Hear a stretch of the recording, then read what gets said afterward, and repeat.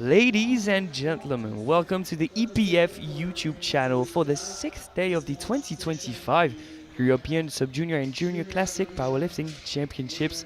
We're live from Druskininkai, Lithuania for this championship presented by Maniac Fitness. This is the second flight of a 3-flight day, a long day but a good one this one.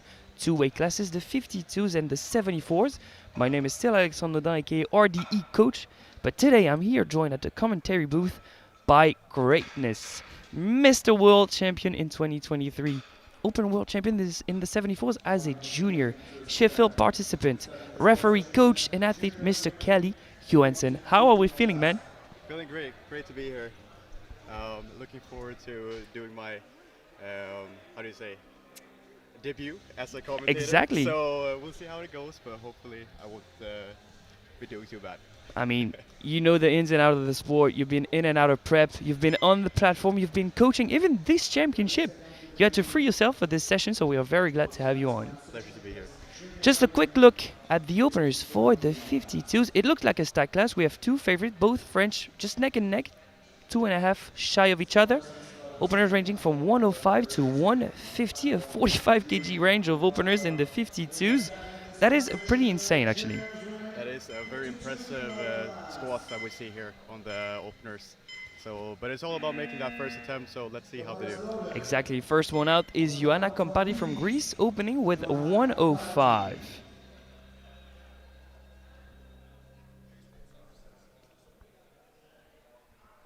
And there she is on the platform. Usually we want to see 3 white lights just to open the day nicely, a smooth opener. Yeah, it's always good to be really convincing to the judges. I mean, we are a European Championships, and the standard here is very high in terms of the judging. It is indeed.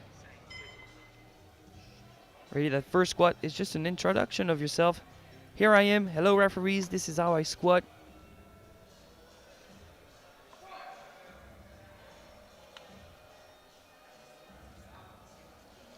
Depth looks convincing to me. I agree. It's going to be 3 white lights, a good lift. She's on the board. Excellent opener. So what would you say is a good guideline for an opener? How do you choose your opener on midday? I would say it's something that you should be able to take regardless of what shape you're in, and you got to be able to, always be able to hit it to comp standard, and it should be a weight that's making you too nervous. And would you say you go for a different opener when it's an international or than a local meet, or it's the same one? I would say I always try to treat every meet the same regardless of level. It's always got to be the same intensity and focus. Yeah, I said that's reasonable. Now Sofia T. Vestisen from Denmark, 117.5.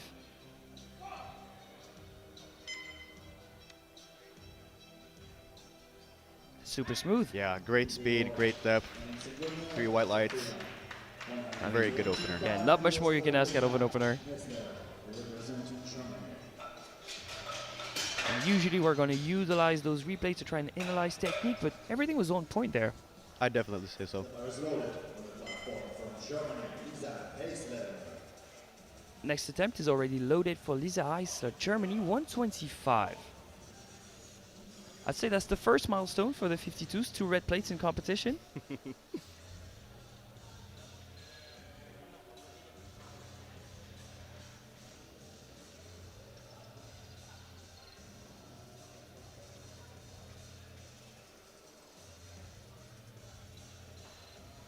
Very efficient walkout, and that doesn't seem like a lot of weight on her back.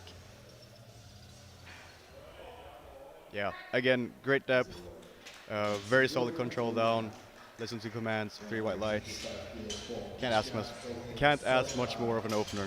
Yep, hoping to see that 6 more times so everyone would be on the board in the 52s. Same weight for Christian Solheim Solgaard, the Norwegian, opening with 125. She's forecasted 4th in the class, just outside of the podium. Of course, that's based on openers, and coaches tend to play the game with fake openers now. That's a guilty laugh. I know the Swedish have been doing it. Yeah, we do love our strategy games. It makes the game even more interesting.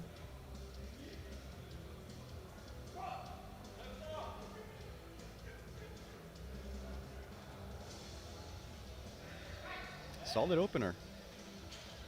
3 white lights, she's on the board. Just what we want to see. We would love to explain you the rules of the squat, but every lifter's on point so far, so it's only white lights. That's always great to see. You never want to be able to miss your opener, so really happy for this lifter so far. Mentally, that's difficult, especially like as a junior or sub-junior. You're still not that experienced. We don't wish that upon anybody. Now, Elena del Pollo Lopez is España 125, a very popular opener in the class.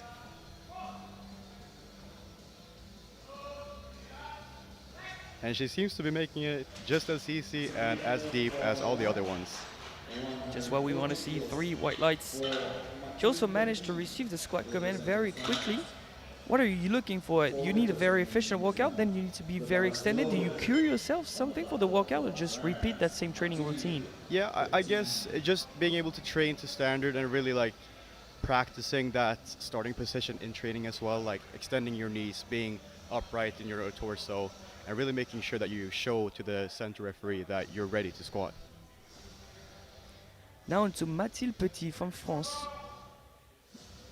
Nominated first, but forecasted second as we speak. But a lot of powerlifting to go, 9 attempts to be made to see who will be crowned European champion.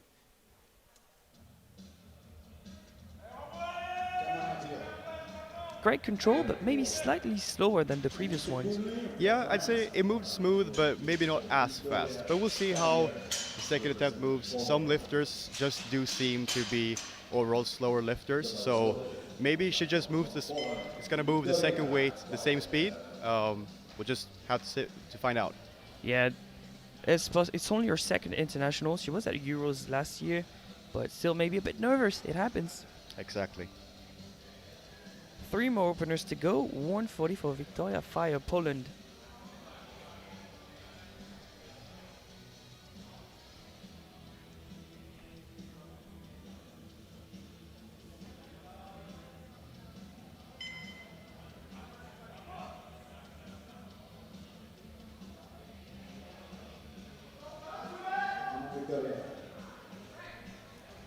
I'd say just like the previous one, slightly slower out of the hole, but 3 white lights, she's on the board. Yeah, I'd say it's still a pretty smooth opener, so we'll see what they go ahead and choose for weights for the next attempt.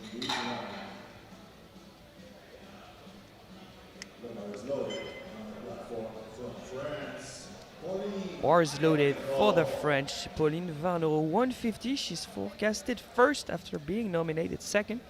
She has a revenge to take over Mathilde Petit from Nationals.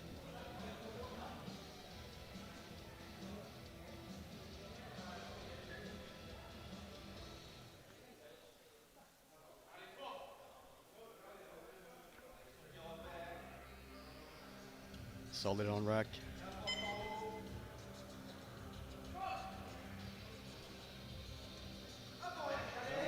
Depth for sure. Speedy lockout. 3 white lights, a good lift. Very smooth opener. What would you say is a reasonable jump after that opener? I would say if I were the coach, I would probably add another 7.5 to 10 kilos. Yeah, just to try and pace to gauge what you have left for the third? Exactly. You don't want to take too aggressive of a jump from first to second. And when we're talking about lightweight women, you usually don't take as big of a jump as, for example, for, let's say, like an 83 male or 93. So I'd say 7.5 to 10. Yeah, that seems reasonable. And you have to think about jumps as percentage of the weight, not only just kilos. Exactly. Now, Elisa Messiano, Italy, 150.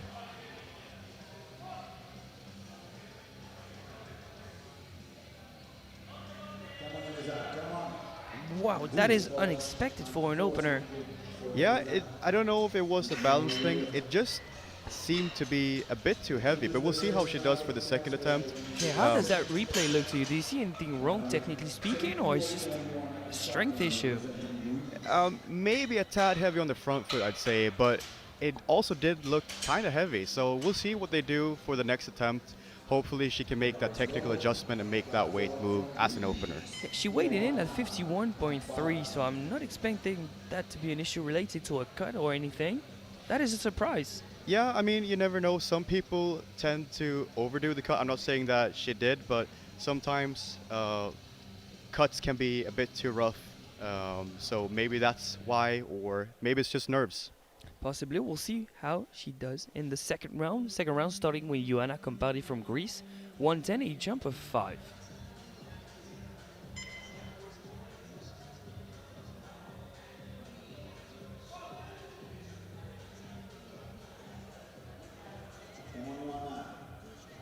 She's still very much in control at that bar. It's a smooth second attempt, 3 white lights. Yeah, very solid second attempt. I'd say another 5 to 7.5 kilos would be able to. Yeah, pop on the sometimes bar. those linear jumps are the best way to pace your lifter. They repeat what they've been doing in training, that's the way it works best. A bigger jump, 10 kilos from 117.5 to 127.5 for Sofia T. Vestesen, the Danish. Not yet in personal best territory, but very close, just 2.5 shy.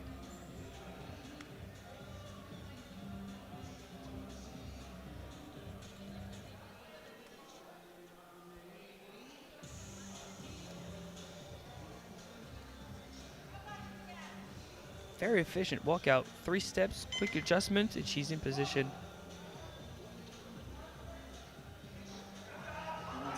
That is a great second attempt, and I do definitely think that we'll be able to see a PB attempt for that third squat. Oh yeah, of course. She's not only looking to add 2.5 on that, she has at least 5. Definitely, definitely.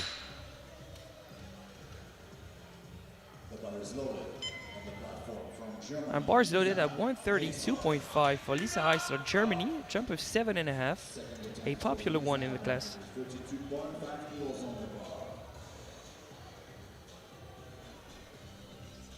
She's nominated 5th from the outside looking in at the podium, and if the Italian keeps on sleeping, she might have a shot at it.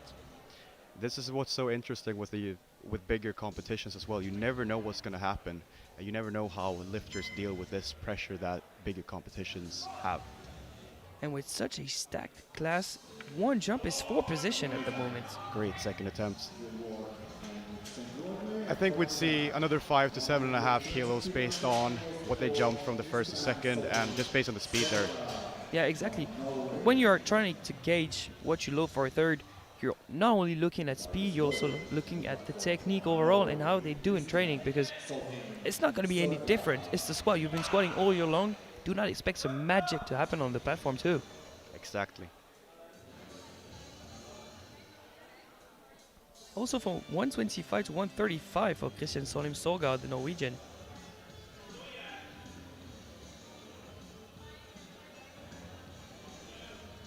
That same pretty high bar positioning.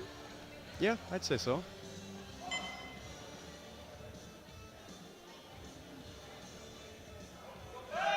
Oh, but with her leverages, it seems to be very efficient. Yeah, very solid second attempt there. I'd say maybe another 5 on that.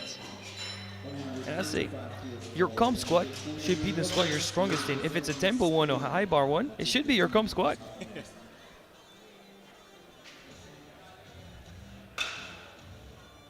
Now into Elena Del Puello Lopez, jumping 10 from 125 to 135.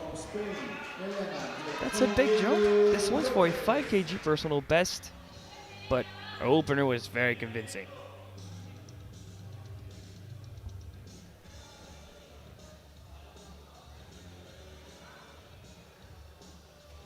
Solid on rack. Great walkout.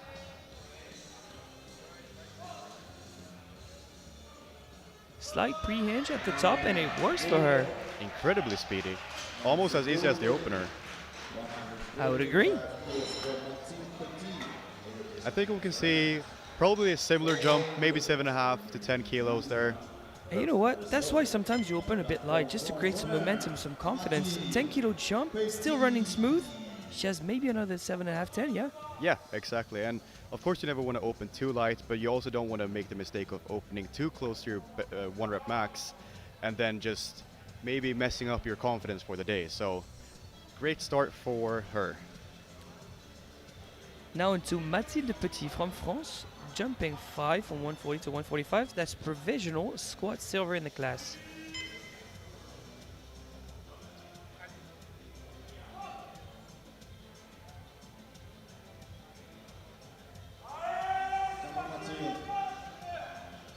And that's a match personal best right there. 3 white lights. I think she can squeeze in another 2.5. Yeah, 2.5 to 5, I'd say. I'd say the opener, it didn't move super smooth, but if you look at the second, it's not too much slower than the first one either. Exactly.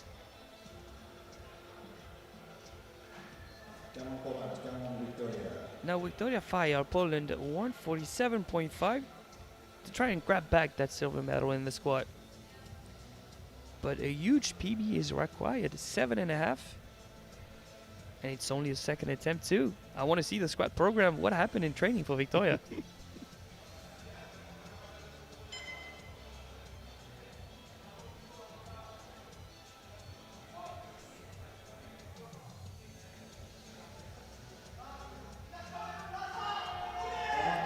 She seemed to get stuck a bit at the bottom there. Yeah, I'd say just a bit too heavy, it seemed like. I couldn't really see any technical breakdown there. Let's take a look at the replay.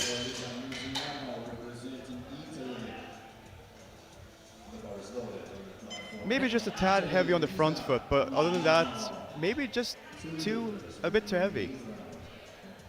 We'll see. She'll get another shot at it in the third round. Now, Elisa Misiano surprisingly missed the opener on what looked like a case of strength last time around. Can she retake it and be successful in the second round? Let's hope she can make the adjustment. I mean, she squatted 157.5 before in the past, in competition too. So surely we're not going to bet against her.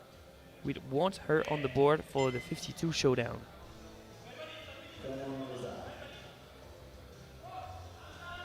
Maintain proper tension. Great control. A lot better, a lot better. And 3 white lights, a sigh of relief, she's on the board. Maybe it was just a balancement in the bottom on the first one, because she did seem to control the descent a lot better this time around. Yeah, I agree, it was much more controlled on the way down. So we have every 52 on the board, which is good. Now Pauline Varneau from France, 157.5 to go from second to first in the squat event.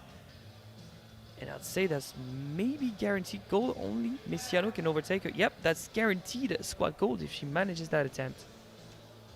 I mean, guaranteeing squat gold in the second round, that's an insane achievement for Pauline.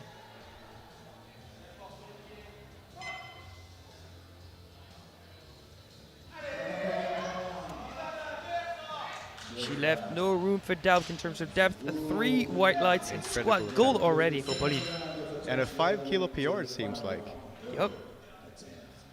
And what do you look for the third now? You know you already have squat gold and you're playing the long game for the title. Do you try and squeeze another 5, or do you try and be a bit more safe with a 2.5?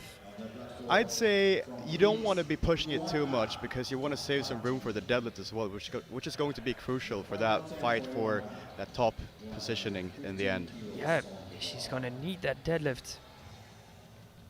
Now the third round starting with a Joanna Compardi from Greece, so 115. As it stands, it's Petit in bronze, Misiano in silver, and Pauline guaranteed in gold.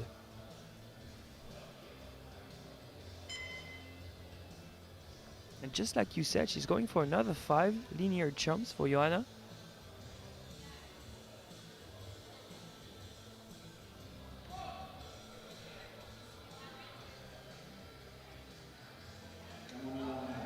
Very solid.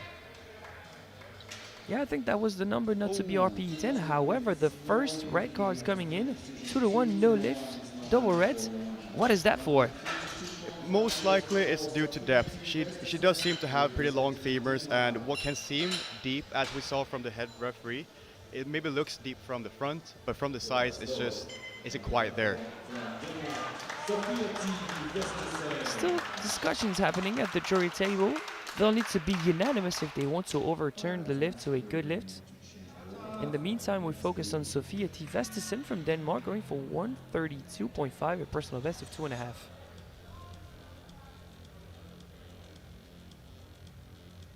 And unfortunately, the coach is sent away, but that was a long discussion for that previous squat.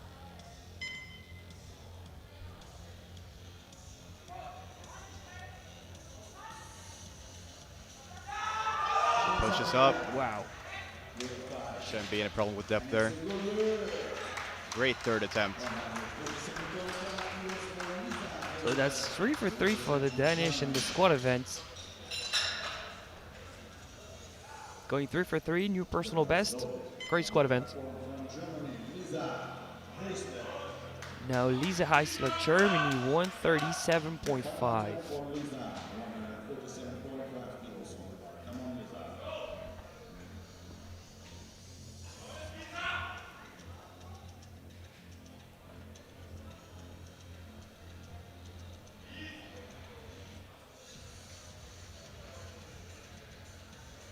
Same setup, same level of precision and intent for personal best of 2.5 in 6th position in the squat event of the 52s. Solid brace. Well, that's shaky, but she keeps on Fights pushing. it up. I don't know if the bar did. No, 3 white light. It paused, but it never went down. Yeah, well just- deserved personal best. Yeah, it just seemed like a slight speed wobble, but other than that, I mean, great third attempt. I mean, that's RP10 if I've ever saw one. That's perfect weight selection. Ah, yeah. Spot on. Now, Christian Solheim Storgard, Norway, 137.5. A jump of 5. But 2 kg personal best, but because she has a personal best of 135.5.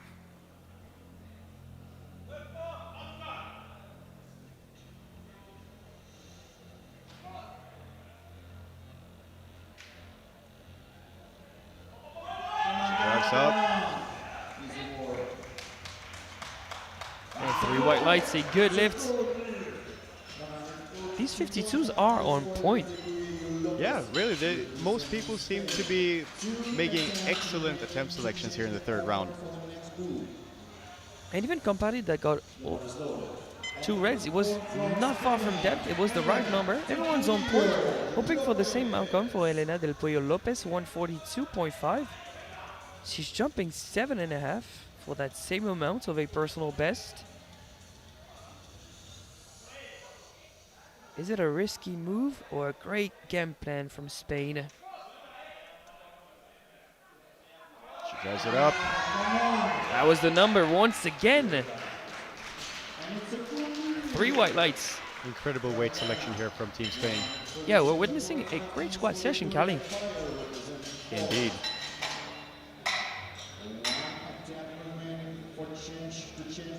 4 more attempts in the 52s before we move straight into the 74s.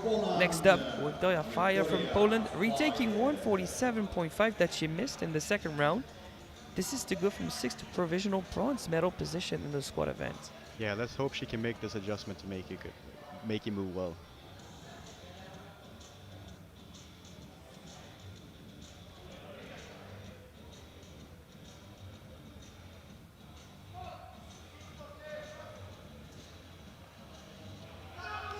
Oh, once again, she loses it at the bottom.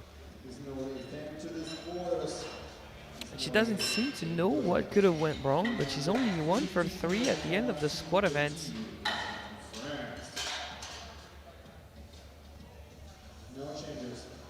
As a coach, what do you see there? Just too heavy? Just seems like there seems to be happening something in the bottom. I don't know if there's pain or just balance. But it just seems like she has trouble pushing out of the hole. Now to Mathilde Petit from France, jumping 5 above her personal best of 145. This is trying to extend squat bronze, that's guaranteed, but those 5 kilos are very important in the long run for the title.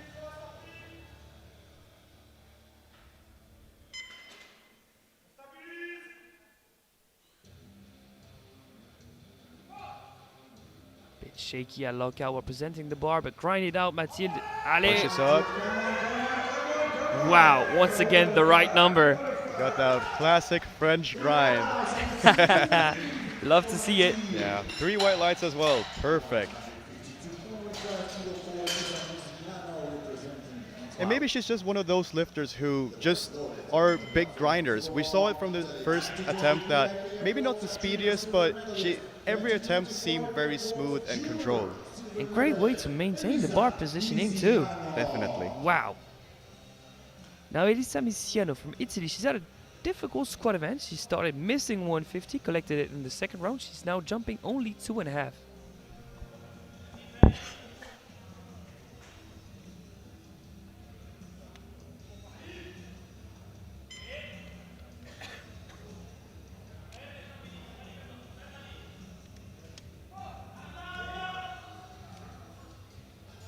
Control descent. Pushes up. I'd say there was another 5 there. And 3 white lights. At least she goes 2 for 2, and she put herself in the position to battle for positions, which is what she needs, because these two French lifters are on point today. Yeah. And you're gonna need that freshness for deadlifts as well, so. Yeah, I'd rather take 2.5 in the squat but get 10 in my deadlift. Exactly. And now to close out the 52s. There's no better way than a world record attempt. And what a world record it is. It's the world record of Tiffany Chapon from France. It was established in 2022. She was just slightly above the 47 because she is a 47.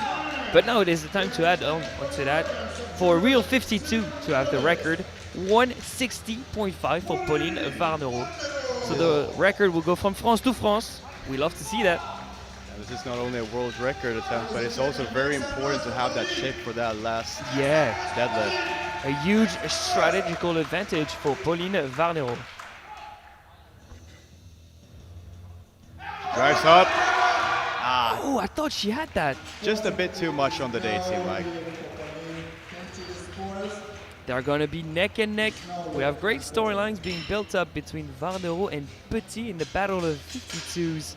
But what a squat event that was. That was super close. We're gonna have a look at the squat podium for the 52s. Bronze medalist with 150, Mathilde Petit from France. Silver medalist from Italy, Elisa Misiano with 152.5. And still with a dominant 157.5, Pauline Varnereau from France takes gold. Now we move straight into the 74s. We have 9 of them. I know you were expecting a huge battle. I think we're gonna have one. Look at these forecasted totals. They are neck and neck. Range of openers from 220 to 250. The first one out is from Sweden. Orion Nielsen, 220. Yeah, his training has been moving really well this prep, so let's see how this opener moves. I know that the Swedish coaches are very good with keeping the standard during warm-up, so I have a hard time seeing that will be an issue. And I also must say that Swedish coaching staff is maybe one of the most on point in terms of attempt selection. I would agree. Of course you would agree. Let's see how that opener moves.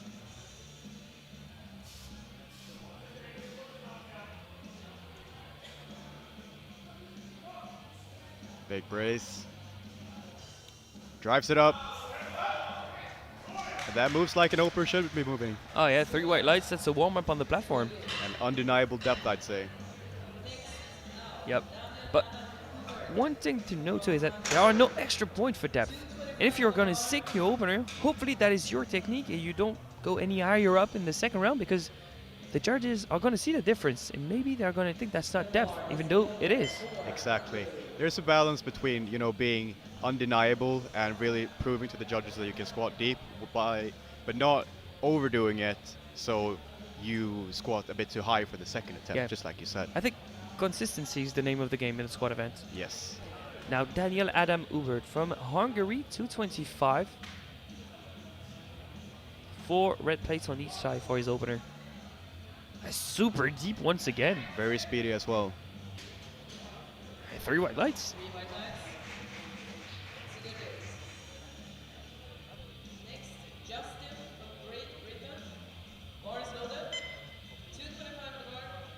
Yeah, even on the replay, that's fast. Now a representative of Great Britain, Justine Eterogilu, 225.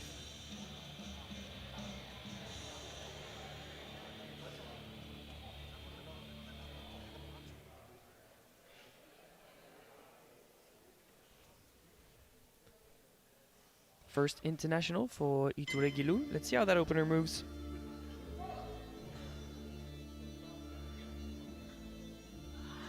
Depth looks solid. Ooh, 2 to 1, a good lift, 1 red from the left hand side, so that would be for lack of depth. What's the rule for depth, Gali? so you need to be able to make sure that your hip crease is under the top of your knee joint. And based on when we look from the right here, it does look fine, and that's the side as well that he got a white light from. But maybe he was just a bit uneven in the hip, and that's why he got that red from the other referee. Yeah, it is very possible to be a bit uneven. And usually you are thankful that the camera is on the side you are a bit lower. Exactly. 225, once again, this one for Flavio Scuderi, Belgium.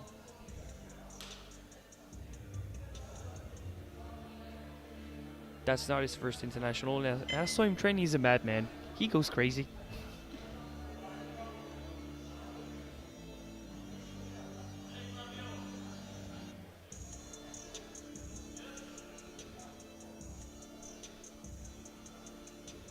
Took a bit of time for him to receive the squat command. That left knee was shaking. Yeah. Pretty smooth opener, I'd say, though. Yeah, I would agree. Just need to make that walkout a bit more efficient. But 3 white lights, a good lift. Yeah, I think he just got to think a little bit extra about making sure he's extended both the torso and the knee.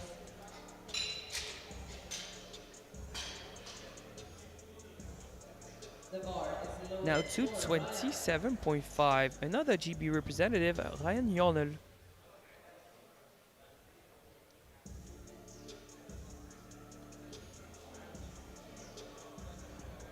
Is there a problem with rack heights?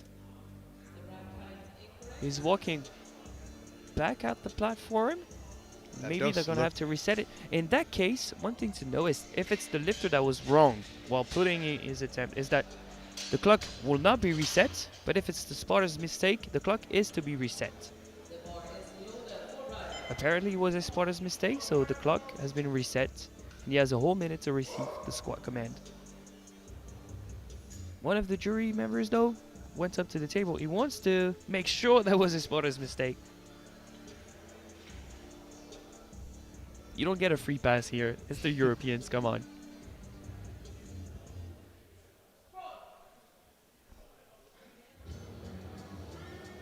Smooth opener. And 3 white lights. Yeah, it looks like the 2 GB guys are going to be neck and neck, forecasted very close to each other. Friendly fire going down.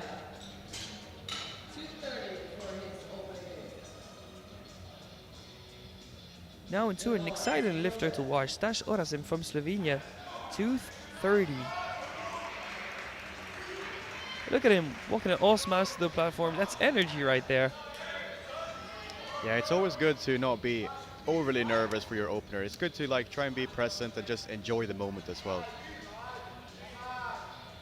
I know he had to gut cut, but didn't do anything crazy in terms of weight. Weighing 72.80, might have overdid it. Ooh, that one was easy. Oh yeah, that's his like an personal empty best bar. is 248. I don't think he jumps straight to it, but he's going to be very close, maybe 242 to 45 in the second round. Yeah, I say if we see like another 12 to 15 kg jump, I wouldn't be surprised. Yeah, that was very fast. Now Jose Juan Garcia from Spain. Same opener, 230.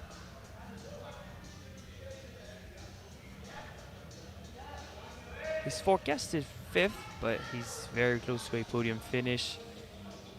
He's going to need all 9 attempts. And it starts with a solid opener.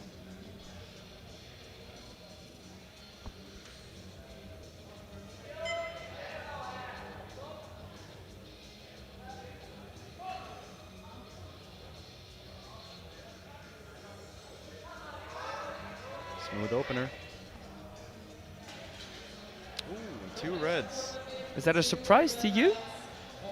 I'd say from where we're sitting from the left, which I mean the left referee did give him a white light, but yeah, looking there in the replay, it does look just a stitch high. Yeah, I think I agree, and so does the jury. So no lift for Spain. In that case, the weights seem comfortable. Do you still bump up the attempt, or do you opt for a retake for your lifter? I'd say, like at a big competition like this, and it's a depth problem, I would say just retake it and really make sure that you're convincing the judges, and then maybe taking a bigger jump to the third. Because Even if it's in a quest for a podium, that would be your go-to. I'd say it's always better to just like try and secure that opener, because the last thing you want is your lifter to bomb out. That's true. We'll see if Serhat Erkin is in trouble. No, he isn't. 232.5 was lightning fast. That's 3 white lights. We do see a 5 kilo increase here from the opener to second. Interesting strategy. We'll see if that pays off. Yeah, I mean, the weight did move very easily, so I have no... he's definitely going to be able to make it. Just got to make sure to sink it a bit extra. Down to Joshua Oller from Ireland. 235 kilos. He's nominated second in the class. That's not his first rodeo. He was at Worlds in Costa Rica. He was at Euros last year. So he knows the game now.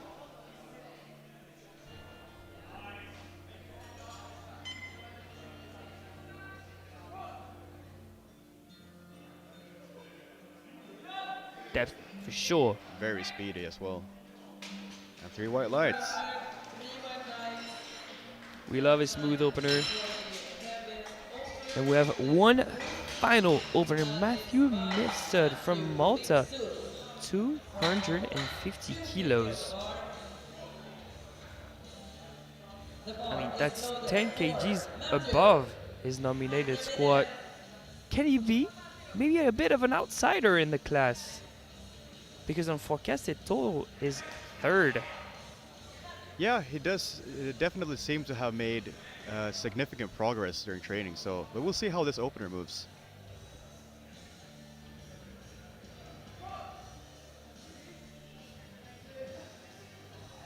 Wow, and progress has transferred to the platform. 3 white lights is on the board and provisionally in the lead in the 74s. That is quite a surprise, but I must say that squat is one of his strong suits. He builds a huge chunk of his total in the squat event. But no complaints with that opener. No, definitely not. I mean, it moved like a good opener should be moving like. So I'd say we probably see another 10 to 12 based on how that moved. Seems reasonable. But as it stands, it's still a member of the B group in the lead. Mr. Drashka from Bulgaria with 255 is to be overtaken in that round, but by only one of our lifters. Interesting, we might see a medal from the B group. Now Oliver Nilsson, Sweden, ready on the platform for 232.5, a jump of 12.5. Yeah, based on the opener, this shouldn't be an issue at all.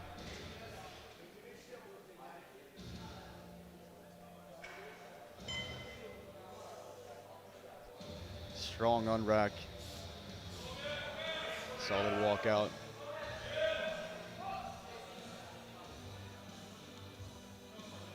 Pushes out of the hole. Yeah, not an issue. Great second attempt. I'd say there's at least another 7.5, but you know him more than I do. Yeah, I'd say another 7.5 to 10. To reach at least the 240s. Yes. Now a jump of 10 for Daniel Adam Hubert, Hungary, 235.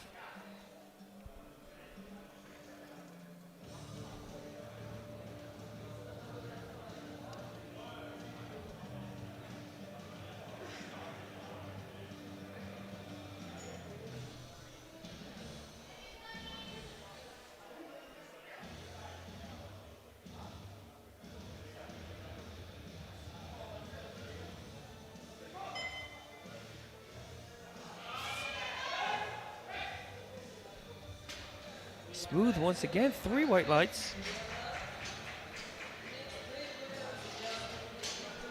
That scoreboard is looking to be all green at the moment, except for Garcia, who missed his opener.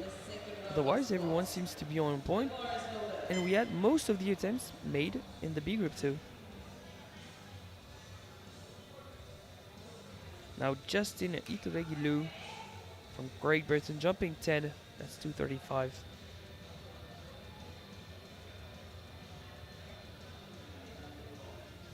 He's on pace to try and match his personal best of 245. That would already be a good achievement for a first international.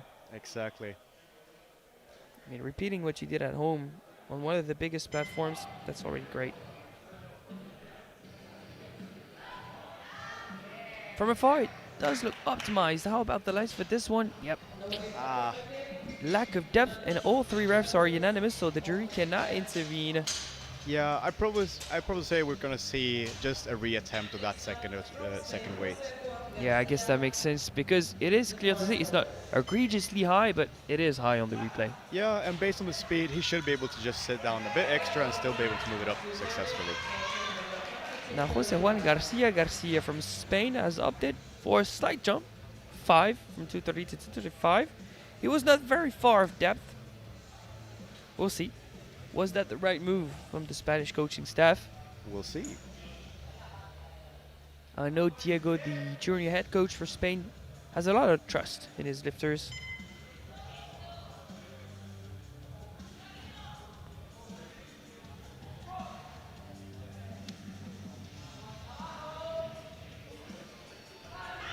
From afar, it looks better.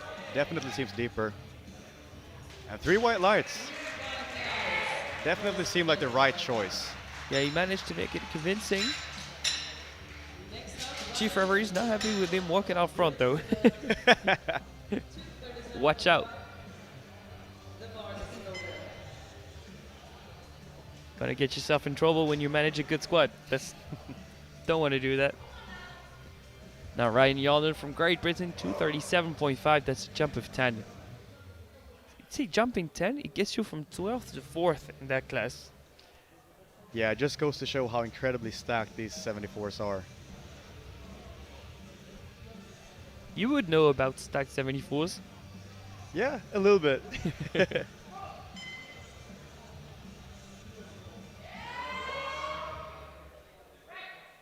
Pretty smooth. Yep, 3 white lights. I don't know if it's good to match his personal best of 252.5, but I think he can go for another 7.5 maybe. Yeah, I'd say maybe 5 to 7.5. You never really want to gamble weights either at these bigger competitions. Yeah. It's all about just, collecting kilos attempt to attempt and really making sure that it's the total that shines and not like the PRs. You're right. Now Flavio Scuderi, Belgium, 237.5, a jump of 12.5. I want to see that walkout. If it's a bit more precise, a bit less shaky, especially on the left-hand side. Because staying under the bar for too long, waiting for the command, is a bit exhausting. Exactly. You don't want to be spending too much time under there.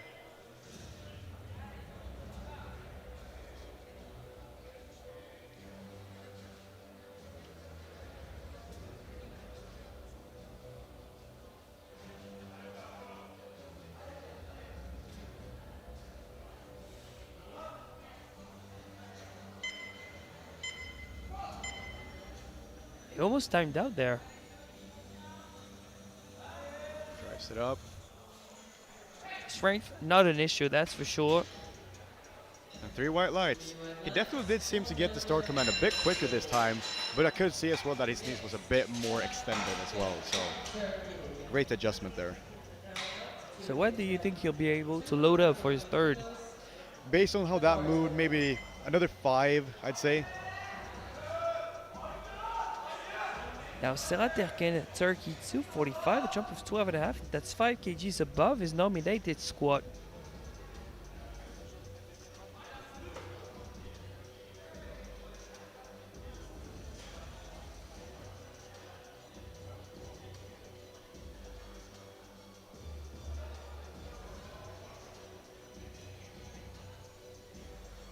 A bit of a yin and yang action in the foot. Love that. Drives it up. Very smooth. 3 white lights. I seems to be very happy with that second.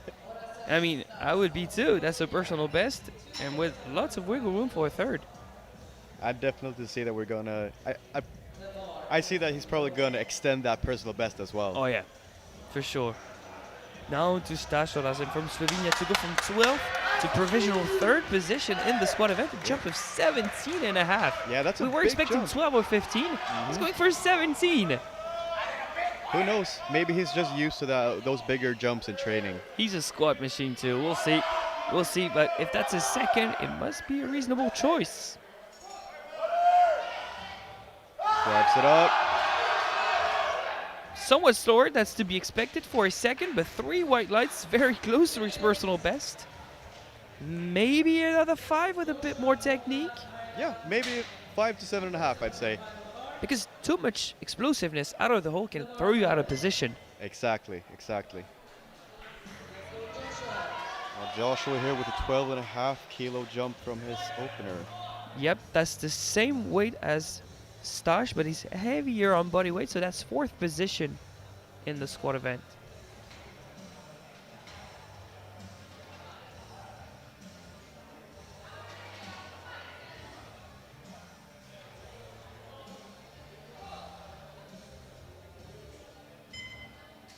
Pushes up. Not the smooth of the descent. Feel like he might have lost control, but he's still strong enough for it. 3 white lights. But he doesn't seem to be very happy with that second attempt.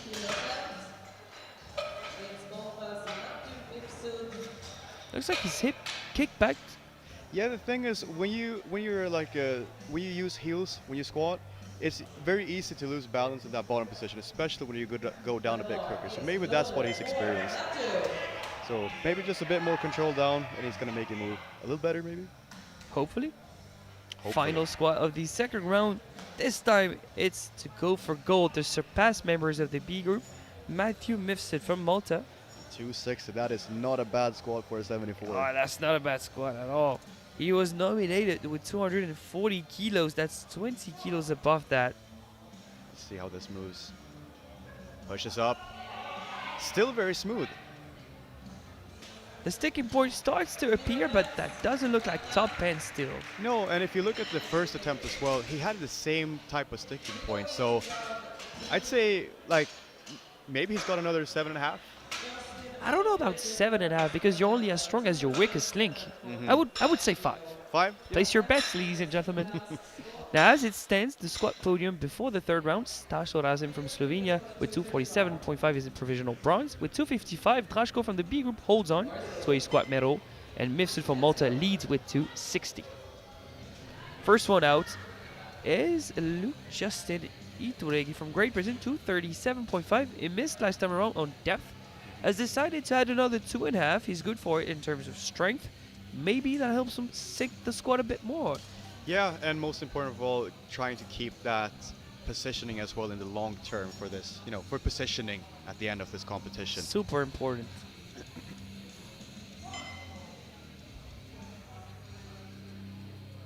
Pushes up. It looks Moves a bit well. different, a bit better. How about the lights for that squat? And 3 white lights. I guess the gamble paid off. Yeah, great way to trust your athlete. It seems a bit disappointed, but still he managed to recover at his first international, collect another squat. Props to him, and you never know, but that squat could make the difference later on in terms of team points, and in the team championship it's going to be stacked. Spain, GB, Sweden, maybe. Come on, it's stacked. We need each and every kilo. Now Jose Juan Garcia from Spain. Jumping another 5, he opened on 230 that he missed on depth. Collected 235. He's looking to match his personal best now.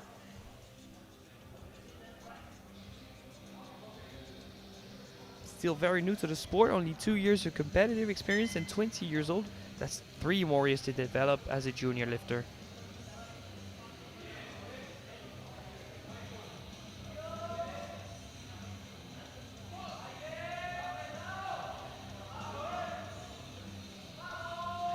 That's depth for sure.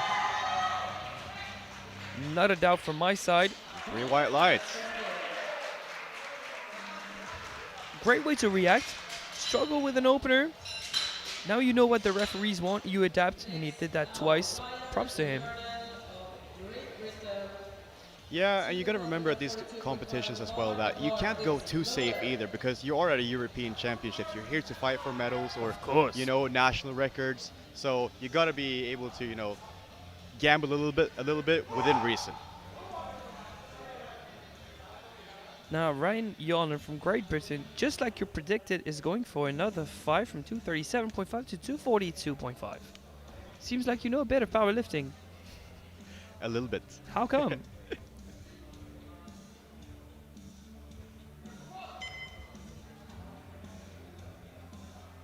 Drives up.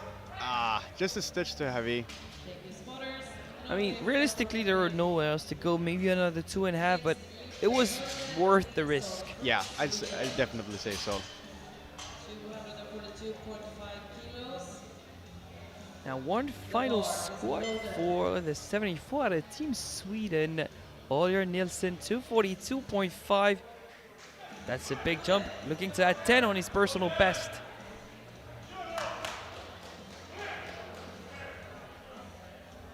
Provisional 6th position in a stacked 74 squat event.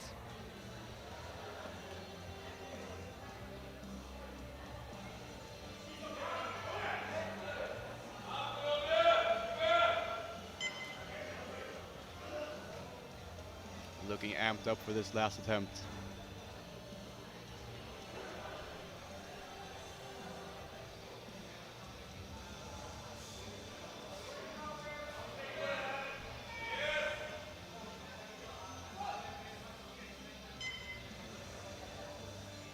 Drives up. Perfect. I'd say there was more. It might have had more, yeah, actually. 3 white lights, new personal best of 10, and with some room, I think he'll be in good shape for deadlifts. Definitely seems like he has peaked incredibly well for this competition. And the good thing here is he also got way more room now for the deadlift to push even more for those top placings. Yeah, he has confidence, and he saved some gas. That's great. Now Flavio Scudery, Belgium, 242.5.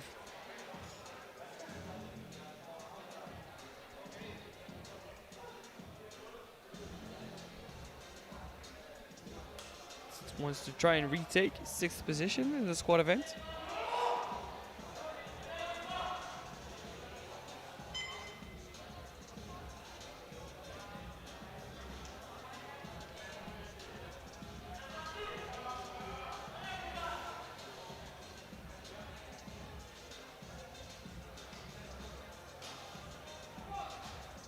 I might have shook his knees after the squat command. We won't ever know. Unfortunately, no lift for Flavio. But yeah, I think he might have unlocked and locked again his knees after the squat command, which would have meant for a yellow anyway. Yeah, maybe he was just trying to go back to that initial technique that he's used to in training, which maybe have thrown him off a little bit, but it also looked just a tad too heavy. I agree. Daniel Adam Ubert, Hungary, 245 and jump of 10. He's going back to back with the 10 kg jump to match his personal best.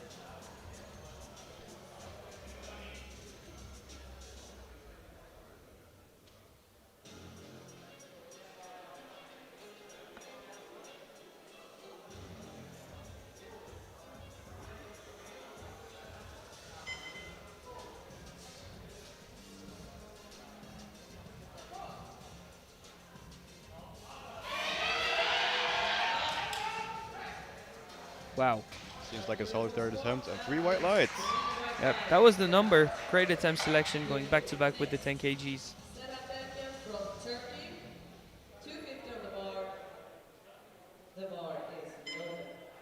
Now to the Turkish Serhat Erkin, shooting for a podium finish in the 74 squat event. 250 to go from 5th, the provisional 3rd. Not yet guaranteed though, because we have 3 more squats to go after Serhat's.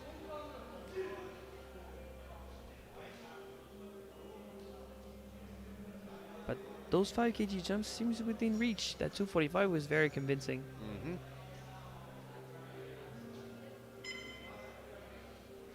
Let's see if he can secure this PR as well.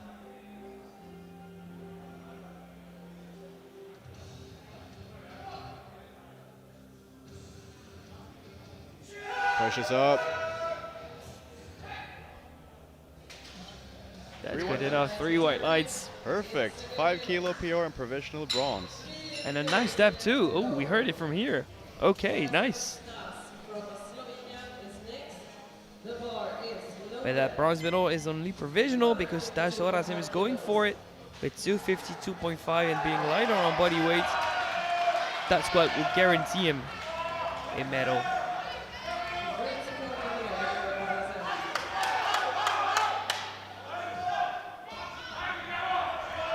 While the Slovenians in the crowd are going crazy for his final squat. Yeah, that adds extra fuel. That give him an extra kilo on the bar for sure.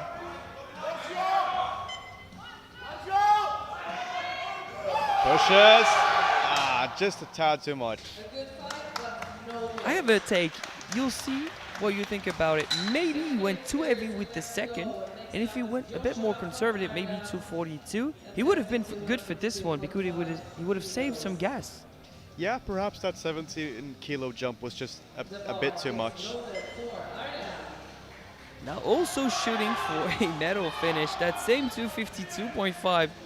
Joshua Oller from Ireland. I mean, now we know we're gonna have a medal from the B group. That's a great story.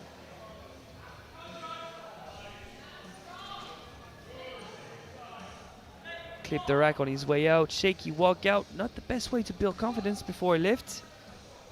Come on, battle it out, Joshua. Drives up. Nice. There we go. Great fight. And 3 white lights. Who cares about clipping the rack anyway? Who cares? 3 white lights, guaranteed medal in the squad event for Joshua Ola in Ireland. Yeah, that was a really, really good attempt. And a 10 kilo jump from his second. Yeah, final attempt for Matthew Mifsud. He's going back to back with the 10 kg jumps. Yeah, and he jumped 10 kg from his nominated squat, then to his first, to his second, to his third. And again, 270 kilos as a 74. That is a really impressive squat. Yeah, that is very impressive. He already has guaranteed gold, but he's pushing for a podium finish. And 10 kgs will come in handy for sure. Let's see if we can push through that sticking position as well.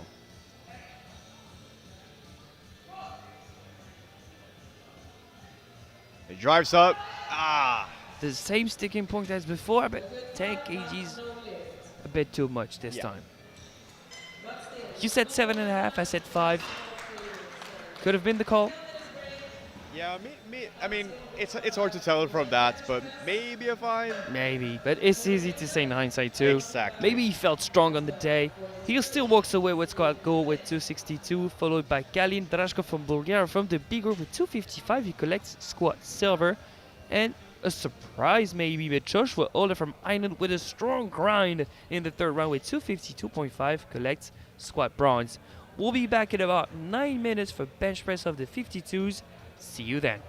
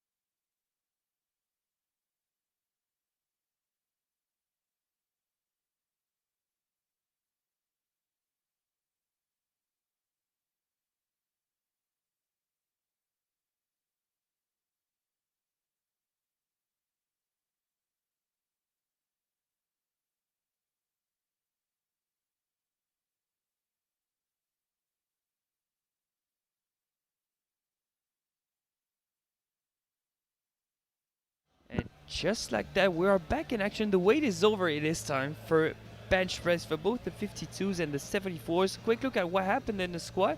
The podium was Mathilde Petit, Elisa Mistiano, and Pauline Varnero. She slightly missed out on the new world record of 160.5. We thought she had that for a second, but that sticking point was just too strong on the day. Still, she's, as we speak, the favorite in the class. Yeah, and luckily she only lost 3 kilos on that total, so it's unfortunate, but still not like devastating towards the overall total. First one out for the bench press is Victoria Fire, Poland, 57.5. And openers will go as far up as 95 with Christian Solim Sorgard. Only 2.5 under her all-time best.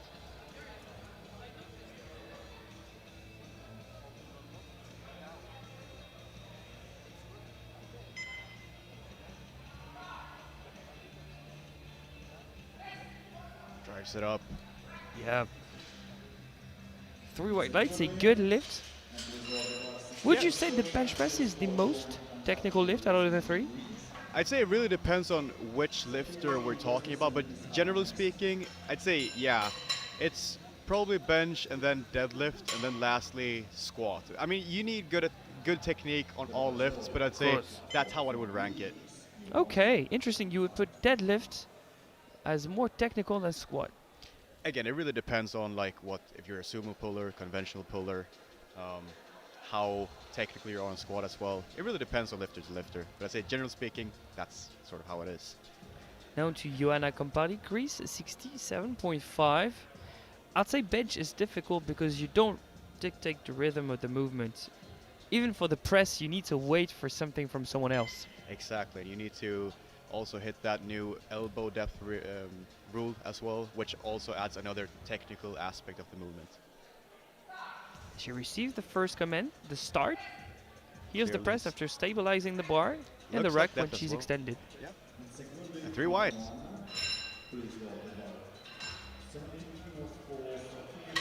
And it's your job as a lifter to be as convincing and as quick as possible to receive the quickest command possible.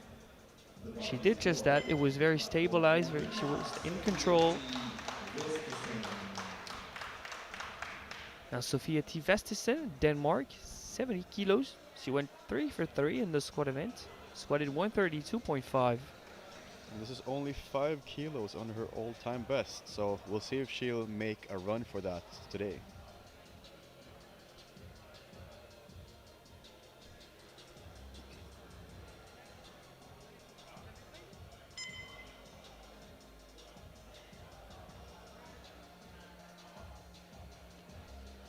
Gets the hand out.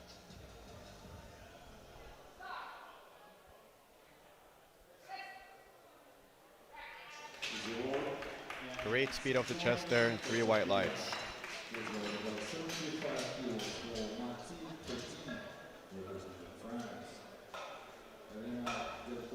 And she also seems to be opting for a slightly closer grip here, and maybe that is because exactly, yeah. That is possible. Many of the smaller frame athletes had to adapt for that rule. Now to Mathilde Petit, France, 75 kilos. She went 3 for 3 in the squat, squatted 150, her new personal best of 5.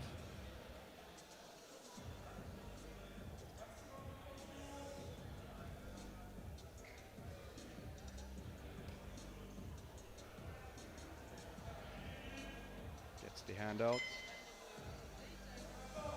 Very important part of the lift when you have a hand out. Incredibly smooth. Oh yeah, that's super smooth. I think we probably see, and the yellow there. So a yellow means a technical infraction. It could be for the glutes lifting off the bench, could be for the head lifting off the bench, the heel's not properly on the ground. I saw some movement, some contraction under the glutes, but I don't think they completely left the bench. Jury seems to be satisfied with the lift. Yeah. And maybe it just was from that left referee as well. We did see it from the right, so maybe she just saw some glute movement off the bench, but you don't know. Yeah, it's also a game of perspective, you're right. Now on the bench is Elena Del Puello Lopez, also opening with 75.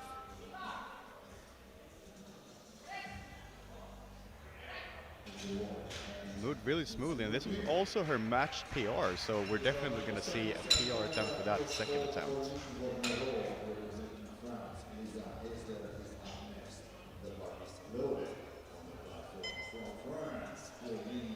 Bars noted for Paulina Varnero, France 77.5. This is a match personal best with that opener. Yeah, we seem to have many people here opening close or at their personal best. Seems like everybody's had a really good bench prep so far. Yes, that's junior progress right there. Yeah, exactly. And Pauline is just fresh out the sub-junior. She's 19 years old. She has plenty of time to develop.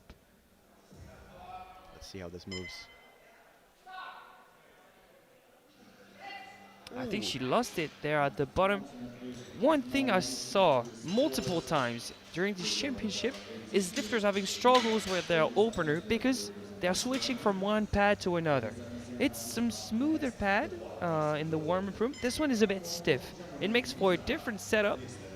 I'm pretty sure she can recover in the second round. Yeah, it just seemed like she had a slight wobble in her elbows, and like you said, it is different to bench on these harder pads, especially the lighter weight classes, as well as you don't have as much mass on your shoulders as well, so you're definitely going to feel that effect. Let's see what Lisa Heisler can do with 80 kilos. That's not her personal best yet, but it's as close as it can get.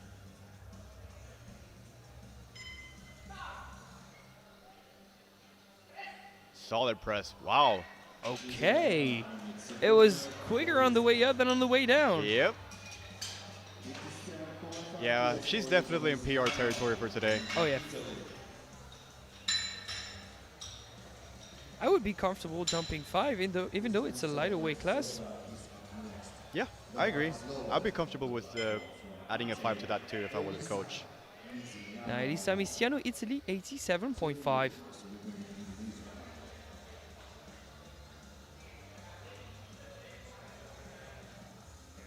We're moving quick. This is already the penultimate opener. Spotters have been safe and efficient this championship. Yeah, big shout out to the spotters here. Yeah, with them being predictable, it makes for well-timed warm-ups, which is important when you're an athlete at that level. Great control. Beautiful bench. Incredible. And only 2.5 under her all-time best. We're definitely going to see either a match P or slightly over that for second attempt. Would you say that's a lifter that's mastered the elbow depth rule? Just optimize their bench regarding that rule?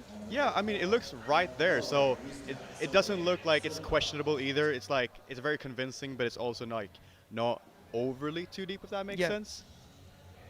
Optimize range of motion to fit the rule book and still be as strong as possible. Yes. Final opener, the Norwegian Christian Solheim Sorgard, 95. That's solid. Only 2.5 under her all-time best as well.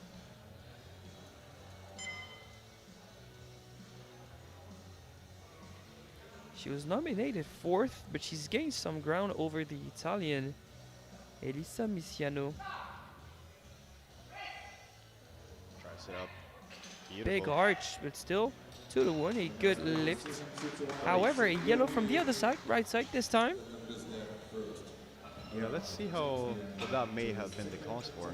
As a coach, what would you be looking at in that case?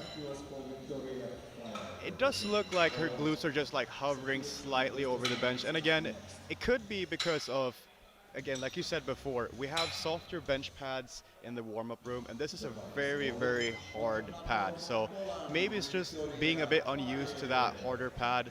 But I mean, weight-wise, it moved really great. So I guess they're just going to make the right adjustment for the next one and move it really well. I mean, if it passes once, it shall pass twice in terms of consistency of refereeing. So if this was good enough, would you change anything? No, maybe not, but maybe just not like pushing it that much too either, because once you see that red light, maybe the jury is gonna have like an extra eye on that as well. You're right. Now into Victoria Fire, Poland, 62.5, a jump of 5. That's a lot. That's 10% on a bench. And here comes the first grind. 3 white lights. I would argue that that's top end though, because jumping another 2.5 is a lot on that kind of bench. Yeah, it is. Like it make a world of a difference. Yeah, we'll see what they do for the third, if they're gonna decide to maybe skip it or just add another 2.5 to collect some extra kilos on the total. Do you risk it for the biscuit? Would you send your lifter out for the final bench? It really depends on the lifter, but I'd say like failing a bench isn't too detrimental on the deadlift. It really depends on like how risky you want to play it, and it really depends also on like how the lifter felt after that lift. Like, and if you need those kilos in the long run, maybe too. Is it worth the risk actually? yeah, exactly. Sofia Tivestisen, Denmark, jumping 2.5. That makes it 72.5 her second attempt.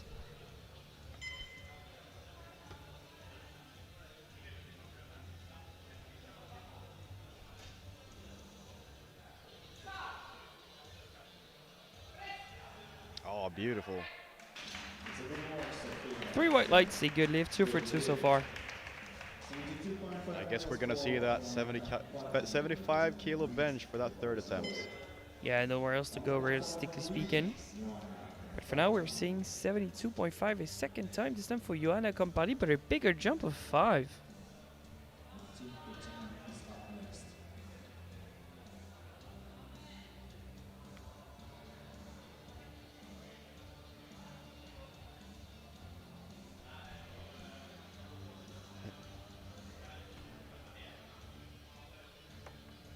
One thing to pay attention to is that you're not allowed to touch the bench with your feet. And that's why I had to take a quick look. I thought that left feet was touching. But it's not. She's safe.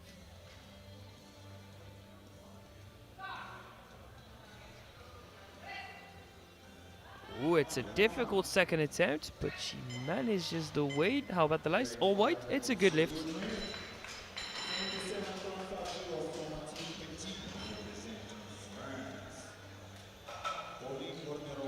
I think it's the same scenario. You get to decide whether or not you want to attempt another 2.5. Yeah, I guess that's where you just gotta ask the lifter how much do you realistically think you have left, and do you feel like it's worth it to go out and gamble for that extra 2.5?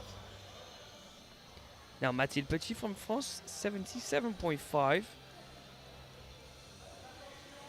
In that case, I think it's a sensible decision. She looked comfortable, but you know Varnero escaped a beat. She has to retake her opener.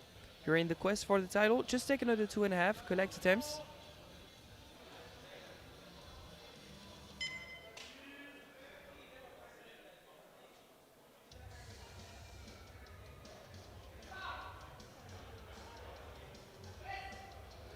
Yeah, that's still running smooth. Yeah, very smooth. I'm assuming they're gonna go to match that all-time best. Yeah, I don't think it'd be reasonable to now jump 5. Another 2.5. Trying to go 3 for 3 and just round up that subtotal. Yeah. Now back-to-back French lifters on the platform. It is Pauline Varnero, the favorite of the day, in a difficult position. She's having to retake her opener with 77.5. She's had struggle with her setup, just lost tension on the way down last time around.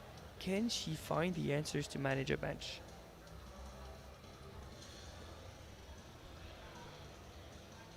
Still looks a bit shaky.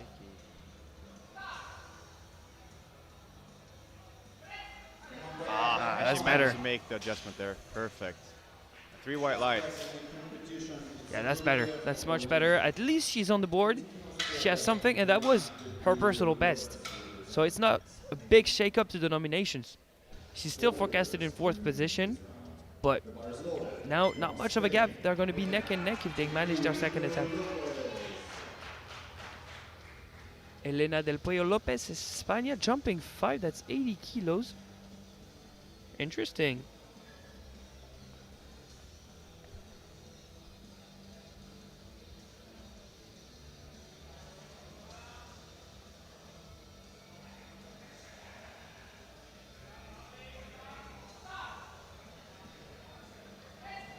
Pushes up. 3 white lights, a good lift. And a 5 kilo PR as well. Yeah, and I mean, it doesn't move like top end. I think she No. can try and squeeze in another 2.5. That was an easy PR.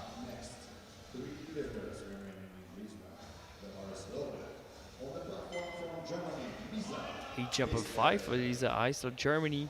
85 kilos, that's a 2.5 kg personal best attempt for provisional bench bronze. All medals are in the A group now as we speak.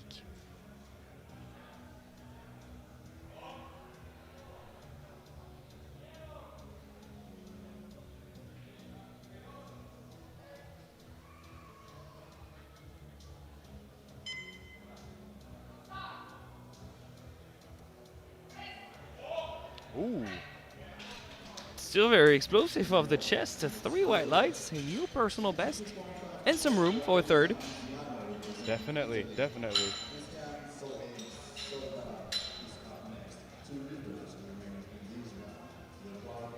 Yeah, that was very explosive. Elisa Misiano, Italy, 92.5. She's also going for a personal best of 2.5.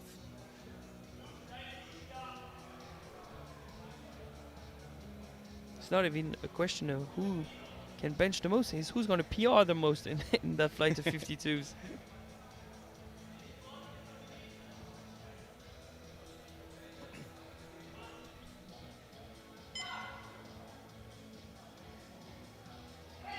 She drives it up. She almost lost it at the bottom, but board never tipped on the way up. 3 white lights. Once again, someone's fighting their top end in the second round. Yeah, we'll see what they go for in the next one. It's kind of funny because we haven't seen a proper second. It's either too quick for a second and a nice personal best, so quick, or an RP10 grind. What's happening in that second round? No middle ground whatsoever. Hopefully it's the case for Christian Solheim Sorgard, the Norwegian. She's rounding it up to 100 kilos. And a 2.5 kilo personal best as well. And reaching that big 100. That's almost 2-ton body weight for a junior 52. That's impressive.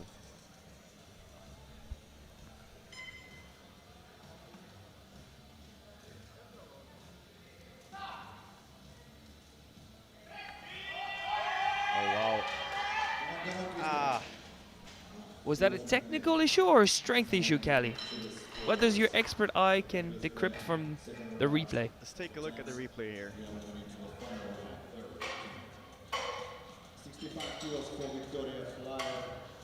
Bit of wrist movement, maybe? Yeah, maybe the elbows were just a bit too flare up, but I don't know. Maybe she can just make the adjustment that she feels like she needs to make and make it move better for the next one. But it's really, really close. So Yeah, she's still in gold medal position as it stands. Exactly. So she doesn't really lose anything, but of course you want to be able to collect those extra 5 kilos to the total and reach a big milestone of 100 kilos. The provisional bench podium is Eisler from Germany in bronze, silver it's Misiano from Italy, and gold Sorgard. The third round started with Victoria Fire. She's on the bench for 65.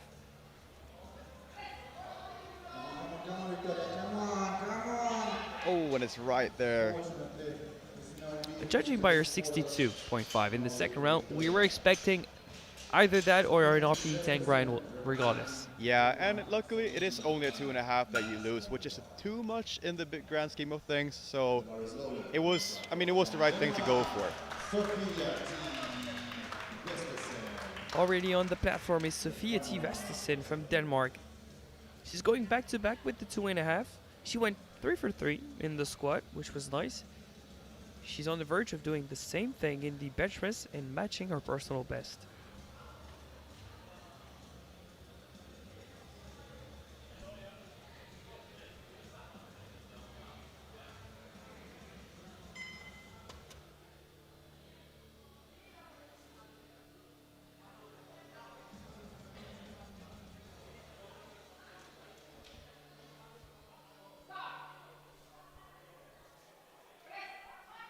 Oh, wow. Okay, she's on point. I mean, in her position, if she continues making all attempts, she's going to climb up the ladder. She's going to beat the odds of nominations. She stays hitting attempts. She's 6 for 6 so far, and some of the lifters are starting to miss. That's the beautiful thing with just like good coaching as well. it's not about trying to risk too much. It's so important to just be able to collect kilos from lift to lift and not. You want to be able to push, but you don't want to push the lifter to the point of where you're at risk of failing an attempt because that's going to hurt the overall total. Joanna Campardi, Greece, 75 kilos, a jump of 2.5. A matched personal best in the making.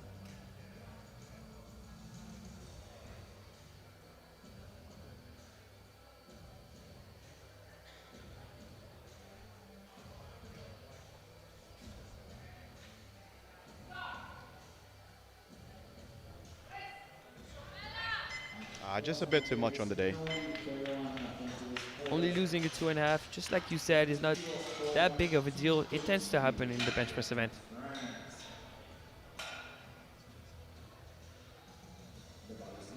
Next up, Mathilde Petit from France, also going back to back with the 2.5. She's looking to match her personal best. Provisional 4th position in the bench press, but more importantly to try and match Van Euro. Yeah, these are important 2.5 kilos as well. They're really neck and neck here.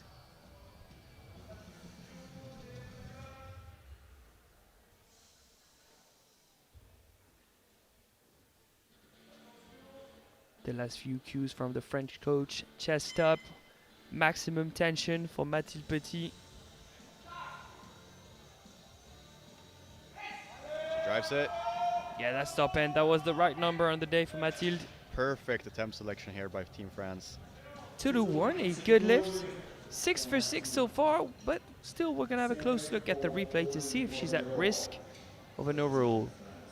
There's movement, there's contraction of the glutes, but everything seems to be on the bench. Maybe it's the heel slightly lifting off the ground. Yeah, it's right on the border. I'd say she's probably gonna keep that. Yeah, it passed multiple times, so I think she's safe with that 80 kilos, so 6 for 6 and 390 on forecasted total. Can she answer here? Yep, Pauline Van Euro has to. That's 80 kilos. She drives it up. Perfect.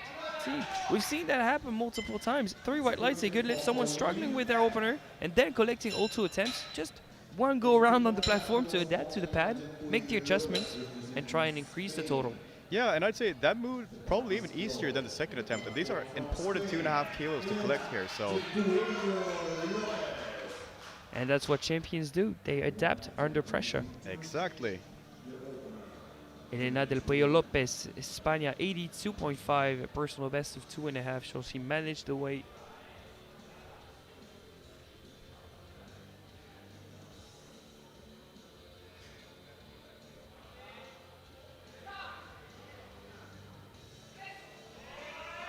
Oh, wow. Great execution once again. 3 white lights, 4th position in the bench press, and a new personal best. 87.5 kilo for Elisa Hessler, representing Germany. And no changes. The bar is loaded on the platform from Germany. 3 attempts for the 52s until we see the 74s back on the platform. Now it's Lisa Heisler, Germany, 87.5. Another one of our lifters attempting a 2.5 kg personal best.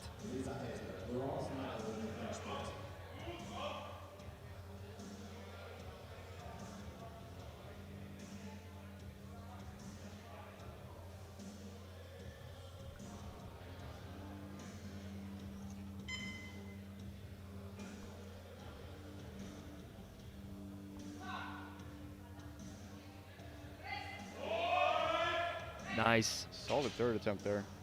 3 white lights, guaranteed bench press bronze in the 52s. Now we have a battle for gold on our hand, Callie. Yeah, exactly. So 2.5 kilo increase here from the second attempt. Yeah, it's either Italy or Norway. One is going for 95 to try and match Solgaard on body weight, try and beat her to get gold. And then we have an attempt at 100, which is a retake from the second round. 2 different scenarios, 1 gold, bench press gold.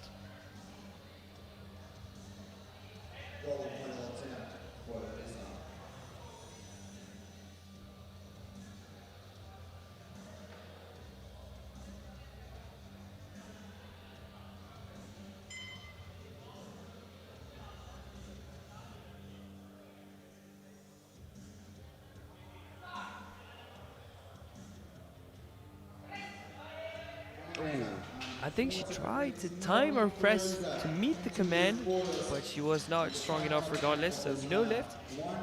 That's still bench silver, which is a great achievement on the European stage. Yeah, and again, just a 2.5 too much. I mean, it's not too much that you lose in the grand scheme of things. Now let's see here if she can make the adjustment and hit that 100 kilogram single. She already has guaranteed bench press gold, but she's retaking 100 kilos for a personal best of 2.5. Christian Solheim Sorgard, the Norwegian. Come on, Norway.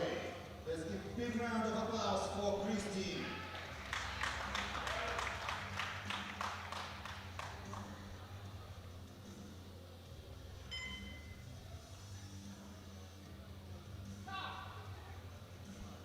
And come on, Christian, come on. Yeah, once again, slightly too heavy. Maybe she had 99, but 100 was not there on the day. Yeah, it just seemed like a bit too much on the day.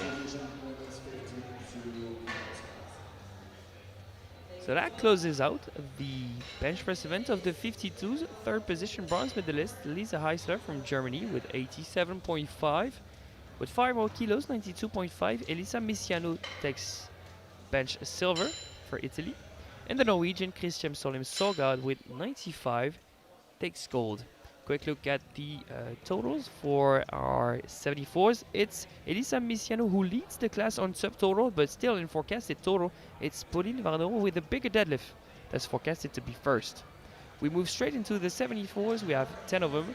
Openers ranging from 122.5 to 162.5 for the Swedish Oliver Wilson. He has a big bench on him. First lifter out representing Hungary is Daniel Adam, 122.5.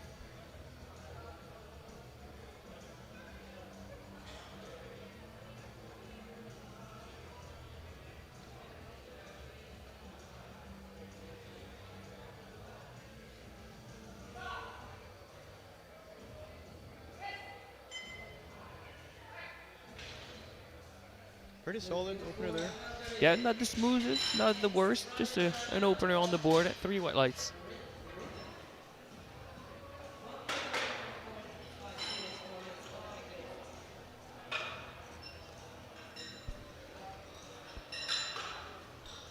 Next up, Ryan Yolland, Great Britain, 137.5. Only went 2 for 3 in the squad event. He squatted 37.5, missed on strength his final attempt at 242.5.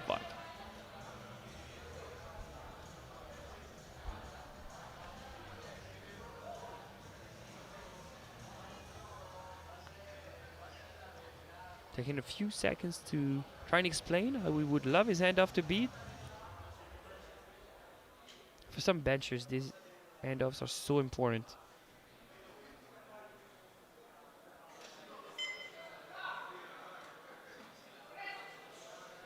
Wow, That's okay. a speedy opener. Maybe we just want to try and regain momentum after squats, some more confidence. Yeah, and that was only 7.5 under his all-time best. And based on that mood, he might be going for an all-time best today. I would expect nothing else from Ryan. Next up, Flavio Scuderi, Belgium, 140 kilos.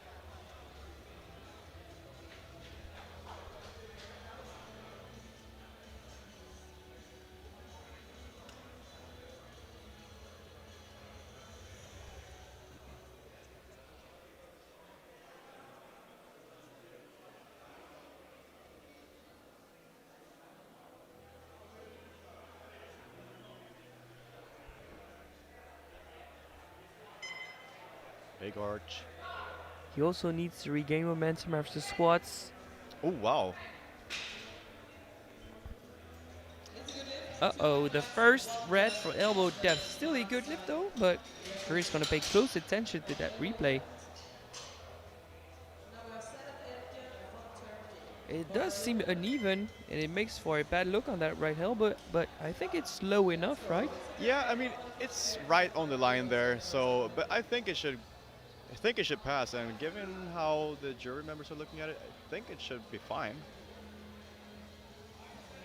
I would tend to agree with you, but discussions have not ended yet. However, they need to be unanimous in the jury to try and overrule something.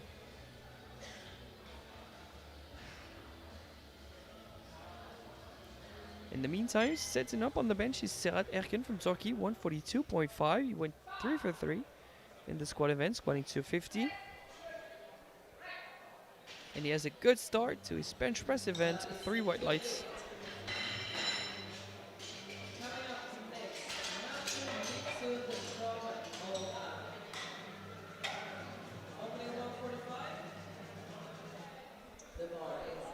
Next up, the Maltese, Matthew Mifsud. He did great in the squat event, even though he missed his final squat of 270. Personal best of 20 with 260 kilos. That was extra solid. He's looking to beat Diaz today. He's forecasted third when he was not even nominated in the top 5. Yeah, he seems to be having a great day so far, so let's see if we can keep this going. And from nominated 8 to be a podium contender, talk That's about impressive. improvements. Definitely. And he makes pretty easy work of 145. I think we might see another 5 there to match his all-time PR on the bench. Yeah, I would hope that he's not as greedy with the jumps as he was in the squat. Because if he can collect all 3 attempts, the podium seems within reach. Yeah, and again, it's all about collecting those kilos as well. Not being too overly ambitious, but not saving too much either. Now Justin Ituregilou from Great Britain, 152.5. Up and down squat events, managed his opener, failed his second on depth, bumped up by 2.5 to collect a third. I won't say he needs momentum, he just needs experience. That's his first international.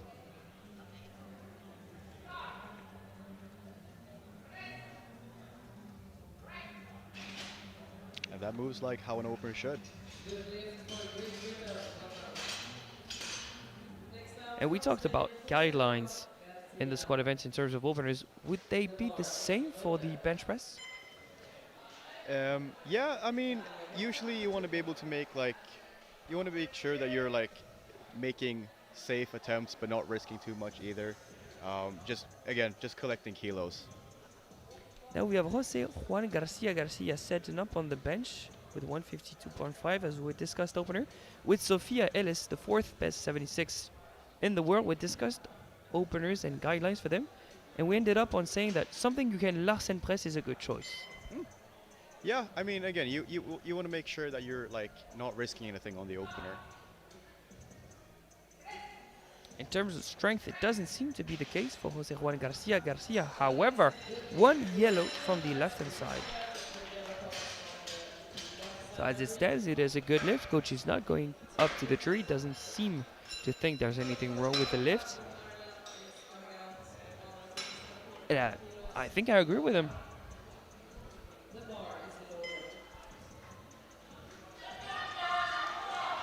And you can now see it on your screen. Joshua Ola is walking up to the bench for 157.5. With 252.5, he collected a squat bronze medal.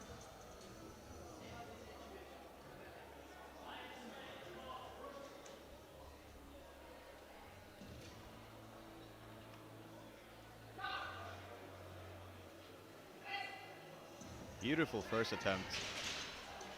And Joshua is in good shape today. 3 white lights, a good lift. Yeah, he definitely seems to be having a really good day so far.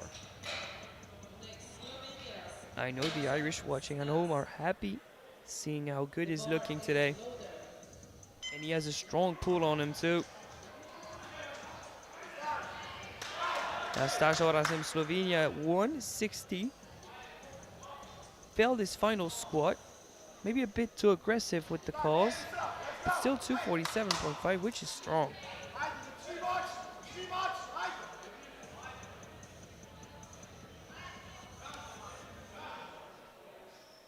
Opening only 5 kilos under his all-time best.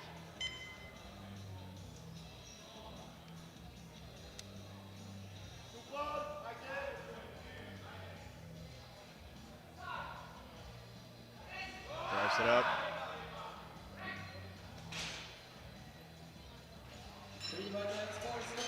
Three white lights, a good lift.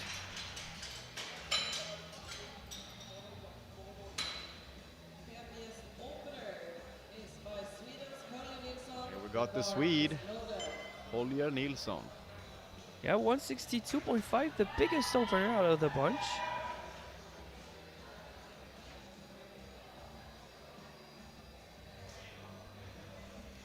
Yeah, he seemed to have a terrific squat day. So let's see how bench moves. Yeah, he went 3 for 3, squatted 242.5. It looked to have a bit more room.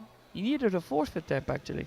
Yeah, I was talking to him after the squat attempts, and he said that he peaked incredibly well despite having back-to-back preps, and he himself felt like he had another 5 on the squat. So let's see if he feels equally as strong here on the bench.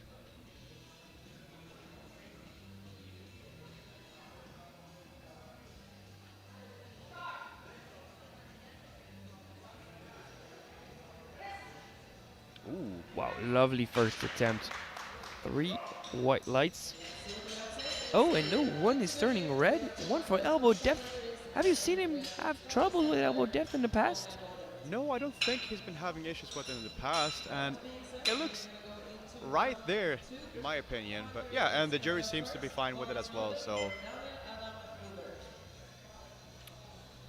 So he's now second in the class match with Ramason Namasovi from Georgia from the B group. He's slightly heavier on body weight, but that was just his opener. I'm expecting him now to try and take bench gold. yeah, and his all-time best is 175, so we'll see if he can collect those kilos and get close to that today. Daniel Adam Uber, Hungary 127.5, a match personal best with that second attempt. Ooh. It doesn't go through.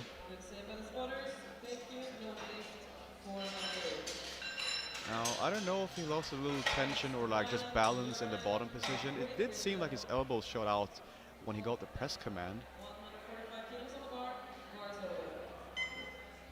He might have flattened up while trying to press.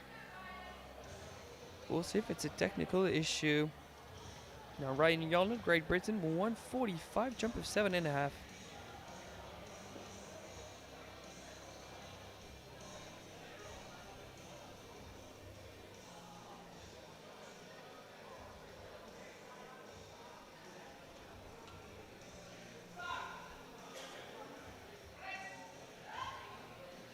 Still moving really great, and a match PR as well. Yeah, that's it. That's how his second should move. Slightly slower, and one to gauge how much he has left in the tank for a third. Yeah, I think we can expect to see another 2.5 to 5 based on how that moved. Yeah, I think in that case, maybe another 2.5 just to try and secure 3 for 3 what he missed in the squat. Exactly. Serhat Erkan, Turkey, 147.5, a jump of 5.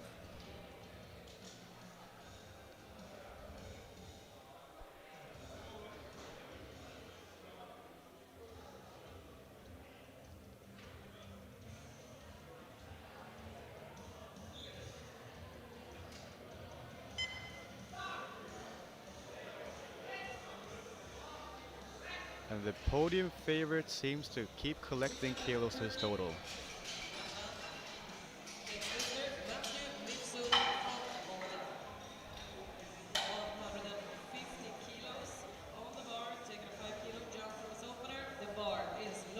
Next up, our outsider, the underdog of the class, Matthew Mifsud from Malta, 150, 5 kilo jump to match his personal best.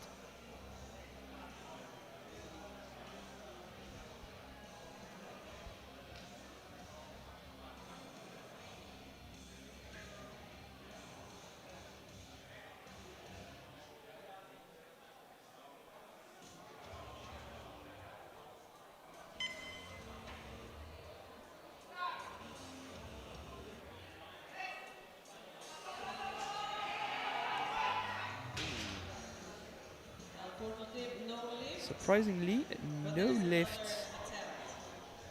Quick look at the replay to try and see what he can correct, to try and collect it in the third round.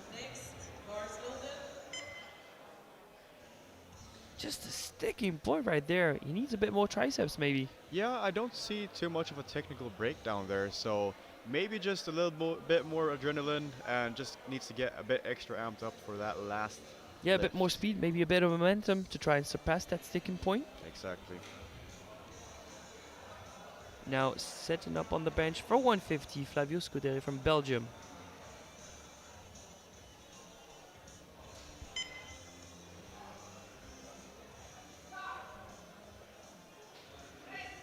Tries it up. To the one, a good lift once again, a red from the right hand side. We do agree that he is uneven, but is he not low enough on the right? I'm not sure. No, I mean, he did get a red on the opener as well, so I think this should be fine. And I mean, elbow depth to be judged from the side is so difficult. It is hard, especially from the position that the judges are sitting at right now. Justin Ituregulu, Great Britain, 157.5, jump of 5.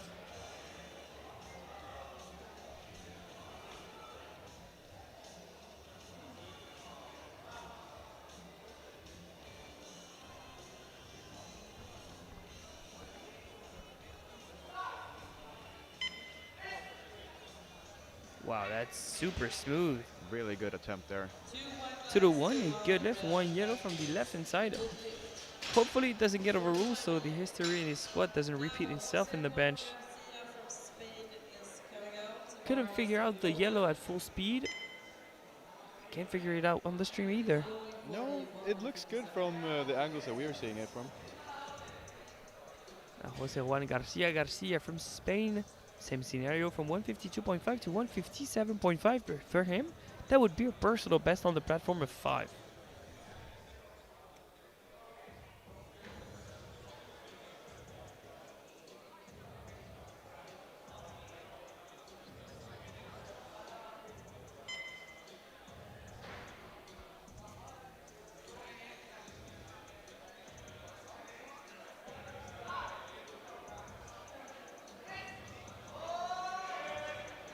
Scrappy press, but it goes up to the one. A good lift. Lots of internal rotation to his grip on the bench. Yeah, those elbows seem to be very externally rotated, but seems to be working well for him. Oh, that does seem like a worthy yellow here, Cali. Yeah, a little bit of glute leaving the bench there. One of the jury members is not completely confident that the glutes completely left the bench. Two of them seem to be convinced that it did, so no unanimous call, no overrule. Stash Orasem of Slovenia, 165, a jump of 5 to match his personal best.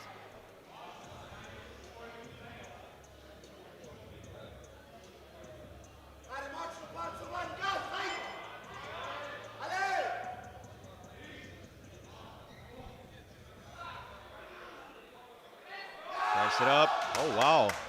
Very efficient sink. But double yellows. Usually when you have double yellows from the side, that means glutes lifting off the bench. Yeah, let's take a look here at the replay. Was his leg drive too aggressive? Yeah, I a think little so. light. Yeah, a little light shines through there. Yep. No overrule to a good lift this time, unfortunately. Now Joshua here going for a professional bench gold. Oh yeah, Joshua Ola Island 165.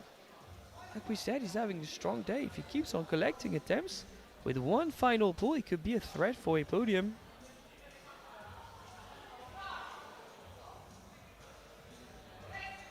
Drives it up.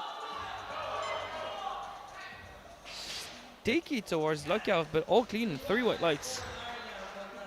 Valuable kilos to the total. Now let's see here for the Swede. Going for 5 kilos under his PB. 170 kilos. His opener looked great. Guys, a jump of 7.5. I'd say something we were expecting.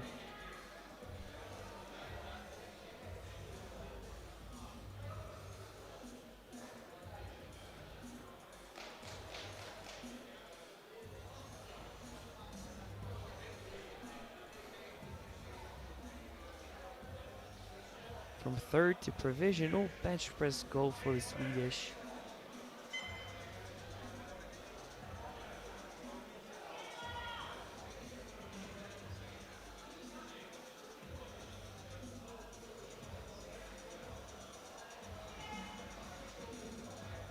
Big arch. Hopefully no reds this time. Drives it up. A little sticky. And Three this time, whites. 3 white lights, so even the chief referee feels that it was on the right side of the fence. I'd say based on that attempt and knowing the Swedish coaches, they're probably going to add another 2.5 to that bench and just secure 3-for-3 benches. Yeah, I think it'd be the safe bet.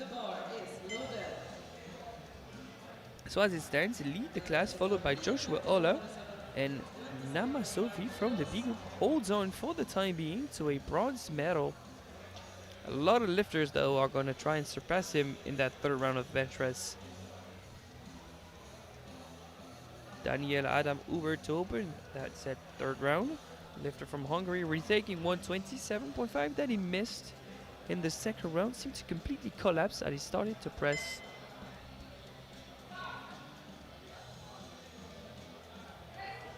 Pushes up. It's better, but it's not enough. Yeah, maybe just a bit too much on the day, but luckily he does go away with one bench, so he can, get a total for the day at least and not bumping out on the bench, so that's at least something.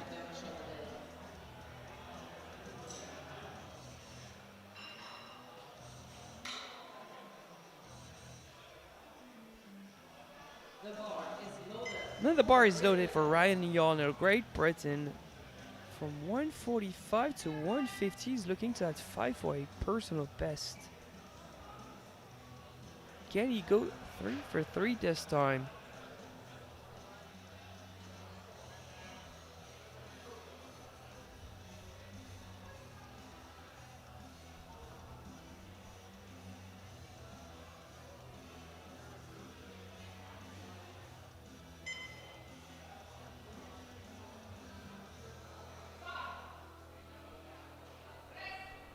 Drives it up. 3 white lights, a good lift, and that was the correct number to put in. Yeah, that looked like a really solid third attempt.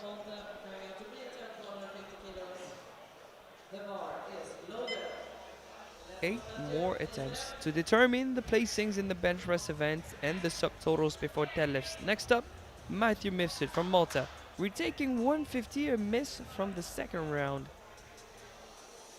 And if you were his coach, what's the pep talk looking like before walking up to the platform now? Do you need more hype, more precision? I'd say based on how the second move, I probably think I would just try and hype him up a bit more and just really make sure that he just pushes all he can. Pushing all you can to prevent from regrets. Drives up. Just a bit too much on the day. Yeah, I think now it is clear to see it was a case of strength. Yeah, it doesn't look like any technical breakdown happened there. It's just a bit too much on the day. And it's not to take away anything from our lifters. Of course, we're just here to analyze. We would have hoped we would have gotten it, but it just doesn't look strong enough on the day for it. Could be for the travel, could be for the peak, could be anything, but it's just not happening today. Now Serhat Erkan, Turkey, 150, a jump of 2.5 to try and match his personal best. He's forecasted first in the class. He needs to collect those kilos to try and pull away.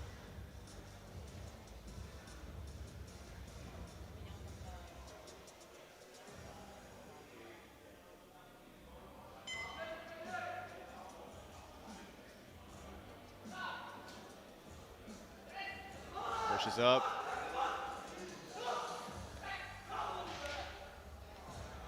And he keeps on building to that total.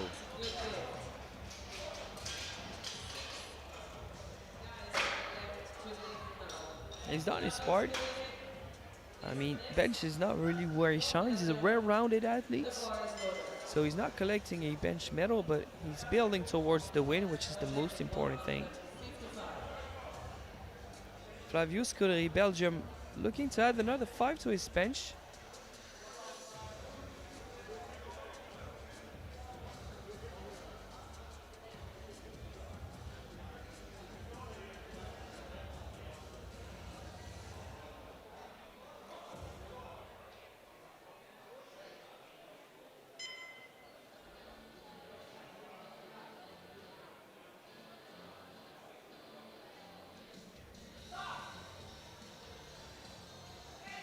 Are you going to Pushes up. see that red on the right side again? Oh, unfortunately, 2 red lights. Let's take a look at the replay here and see if it was a tad higher than the second one. And it does look a bit too high, like a little higher than the second one. When it's 2-1 on the platform like this, it usually doesn't get overturned. But I think if it would have been 2-1 good lift, it would not have gotten overturned either. It's just right on the line. You don't know. It is so difficult to see. Put out a ruler, I don't know, something, a laser. Yeah, I agree. It's just it's a hard rule as well, the bench depth. So And the refs are much closer than the cameras, much closer than we are, so they get the best view on that. yeah, exactly. Now Jose Juan Garcia from Spain going for 160. Pushes. Beautiful third attempt. And a 2.5 kilo PR seems like, unless the jury wants to intervene.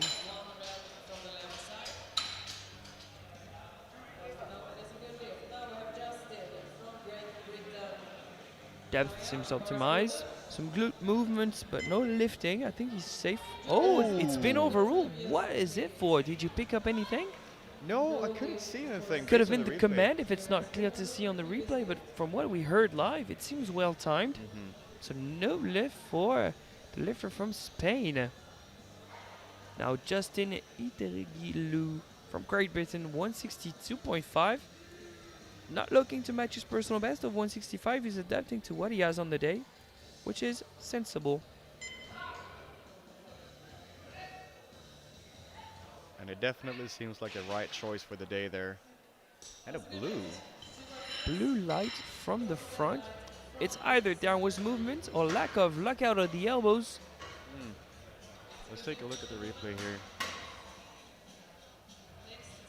I don't see any downwards movements. Maybe the right elbow, but it's Slightly right on the soft, line. Very slight, maybe. Now Stas Orasim from Slovenia, jumping from 160 to 165. Didn't work in the second round. He's retaking it in the third round. That's his current personal best. In his case, it's for provisional second position in the bench press event. Let's see if he can make that adjustment. Quick descent. He drives it up. Oh, wow. Did the glutes leave the bench this time? One ref seems to think that it is the case. Let's take a look here on the replay. Let's see it. Ah, I think I saw some very slight. movement. It's slight under the hamstrings, but I think there's contact with the glutes. Yeah, there is complete contact. It's just like a little bit of daylight showing through there, but looks like it's fine. Yeah, it looks like it's gonna pass. So that's provisional silver with only Joshua that's able to overtake him. So it's guaranteed bronze minimum. And Joshua is attempting 167.5 to extend his subtotal and retake. He drives. Just a bit too much on the day. And still, I mean, collecting bench press bronze with 165 with those long arms, that's an achievement. It is for sure.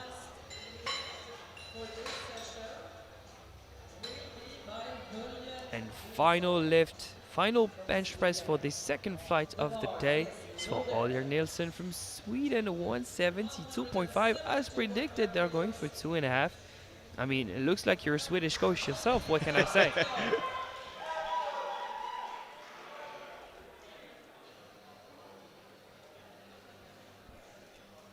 I have insider's information to my right. We know the game plan.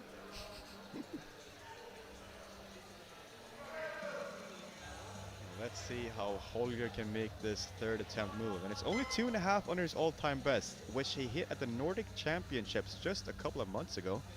And do you think having already collected a bench press gold guarantee changes to your motivation, or do you attack that third attempt the same way? This is a important 2.5 kilos here for the positioning. So see how it moves.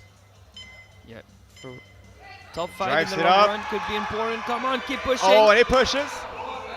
I don't think it was a clear dip. Oh, one blue, one red. So So double infractions. Coach is going up to the tree as quick as possible. They're judging depth. Them sips kind of fine. it It is might right have on the dipped on the line. right side. Yeah, It's, but it's difficult to judge. it's not up and down in my opinion. But I am a bit biased too. So That's fair play. Recognizing it, but they're still discussing it. So I cannot confirm the weight it's gonna be, but I can confirm that he's walking away with bench press gold with a lead over the class. Maybe it's 7.5, maybe it's 5. I think the coach in center weight is gonna be 170. Second, Stashel Rasim with 165 and with the same best attempt but heavier on body weight. Bench bronze goes to Island and Joshua Ola. We've seen two great bench press this session, both in the 52s and the 74s. We'll be back in 9 minutes, Cali, for deadlifts.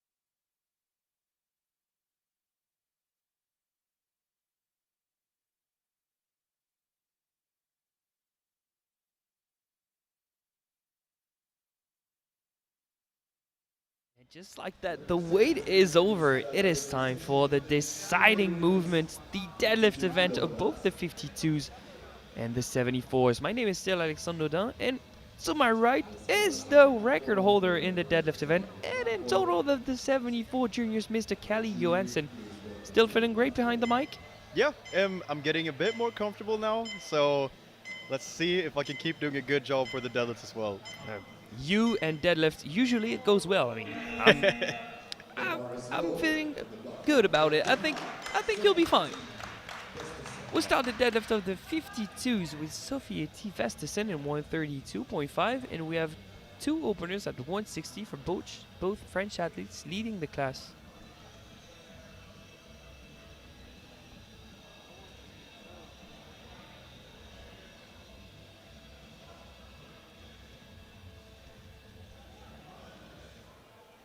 Speedy opener. You can feel the floor shaking when she drops down the weight. Yep, 7 for 7 so far.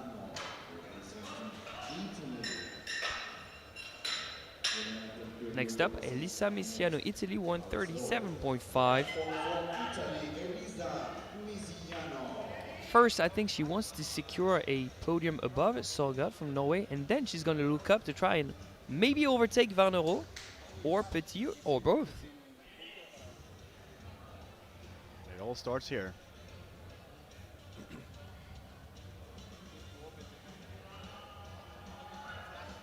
Pretty smooth. Oh yeah. We see that classic Italian deadlift style as well. True, they do have a style.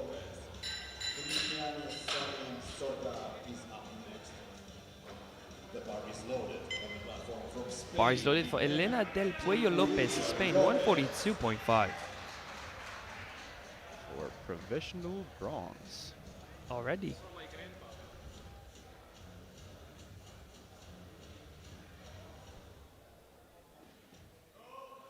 Oh, speedy. Smooth and conventional too. But surprisingly, we saw a lot of junior women's in the lighter weight classes pull conventional this championship. Usually it's the opposite.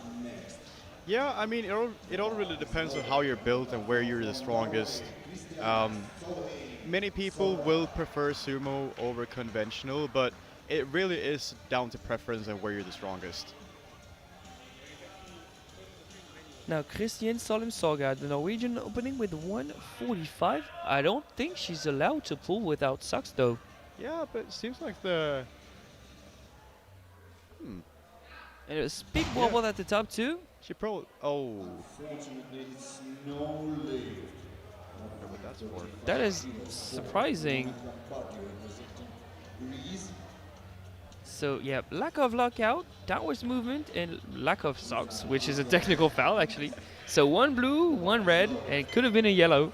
Yeah, it's weird because the ref by the right where you're about to go out should have noticed that, but it's easy to miss, I guess. Yeah, I mean, it's not something that happens often, No. thankfully. Now Ioana Campari, Greece, 145.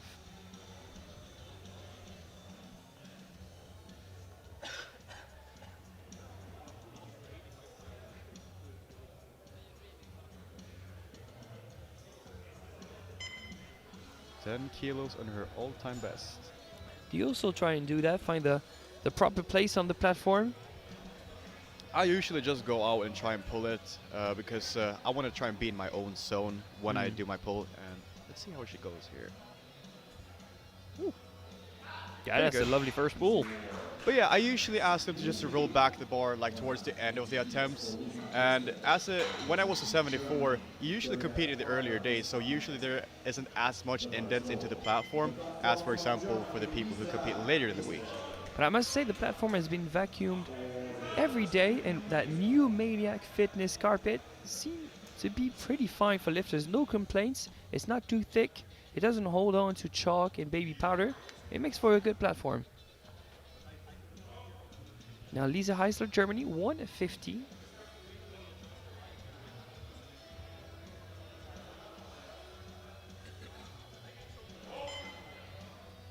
Another very quick pull. Yeah, definitely looked like an opener. is loaded. On the platform from Poland, Victoria. Same opening attempt for Victoria Fire, Poland. She has the same personal best of 155.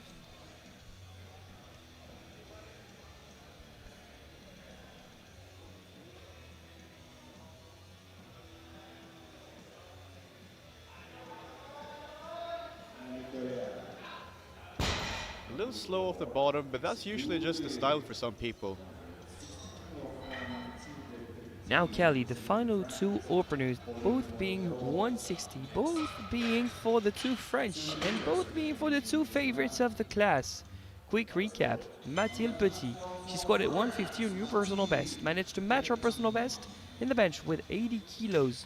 Her opponent, Vano, went 2 for 3, but 157.5, so that's her lead. Because of the squat event, they are neck and neck in the deadlift. She'll need to make some magic happen. It starts with a convincing opener. Convince the coaching staff you have way more, that you are allowed and able to compete for the win today. Looks solid. Yeah, a bit sticky on the thighs, but some more baby powder and you drop down an RPE.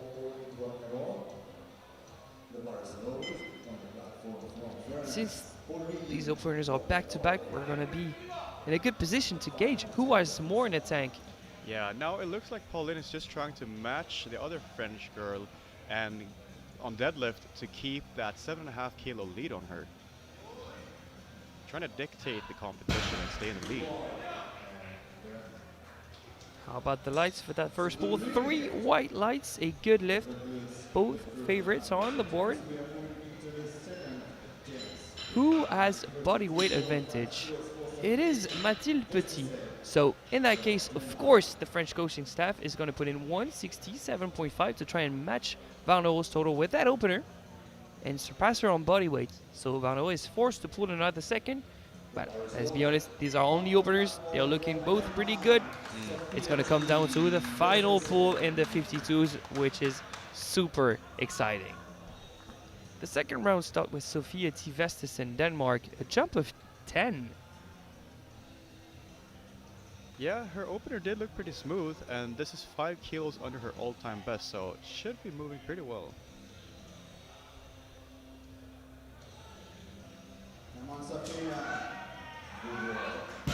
Yep, that's still great. 3 white lights and 8 for 8 so far. She is not missing. Yeah, and it definitely does look like she's probably going to be able to match her all-time best, or maybe even going to surpass it. Up next, Elisa Misiano, Italy, to go from 3rd to 2nd overall.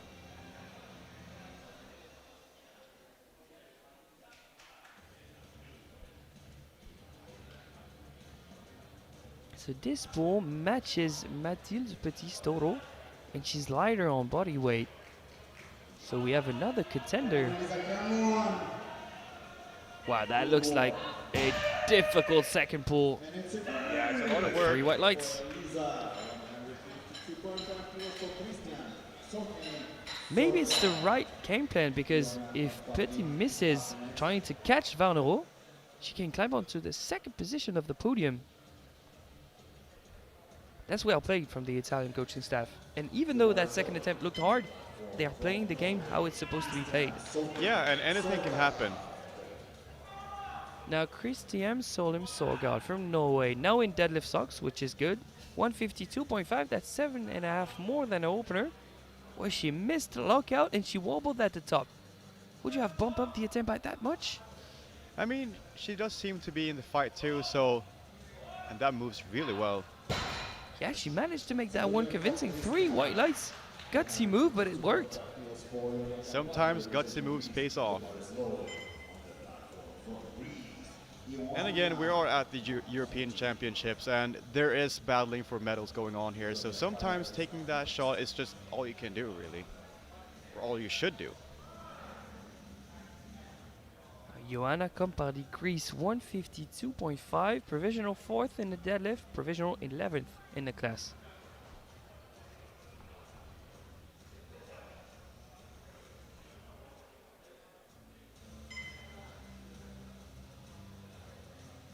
Struggling to find per starting position. But once it moves, it moves. Moves very smoothly. And only 2.5 under her all-time best. Now, will we see a personal best match, or will she try and surpass this?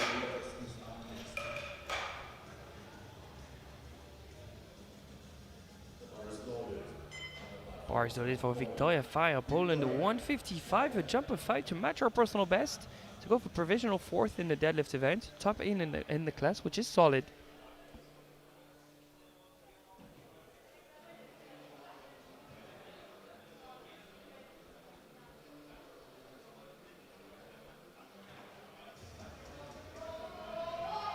Victoria, come on.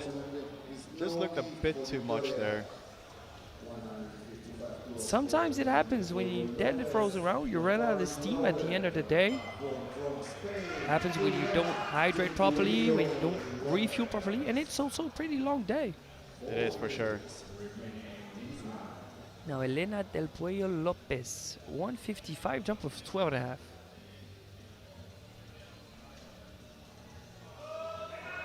Slight knee cave with that conventional too. Yeah, but it looked like the same as well on the opener, so maybe it's just a part of her technique.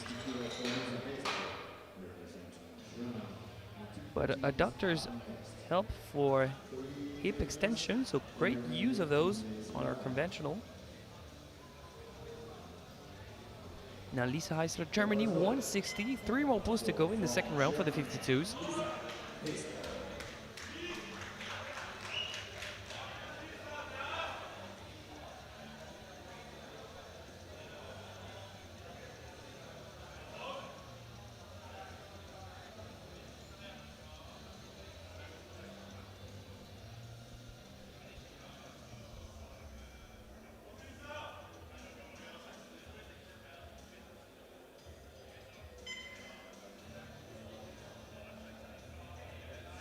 That's a shaky start, Callie.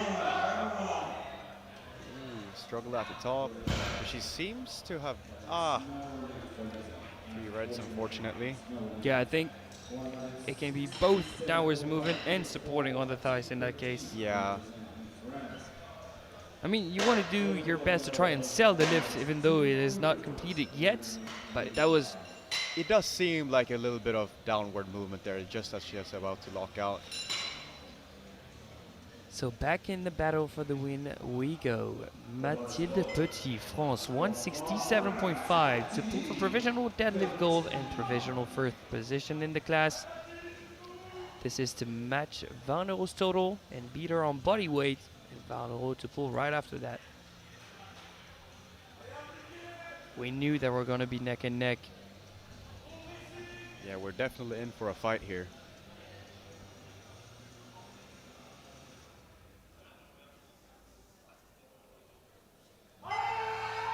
Oh wow, it was at the top. Just a bit too much there at the top. And that could already be the deciding pull in the fight for the title. I knew she didn't have the best prep, especially in deadlift. She's had a strong day so far. She managed an equal PR in the bench, 5 kg personal best in the deadlift. She could have been in a position to win, but since the beginning, Pauline has been on point. Even though she missed a world record attempt, she looked like the clear favorite today. She could seal the deal with that 170. Yeah.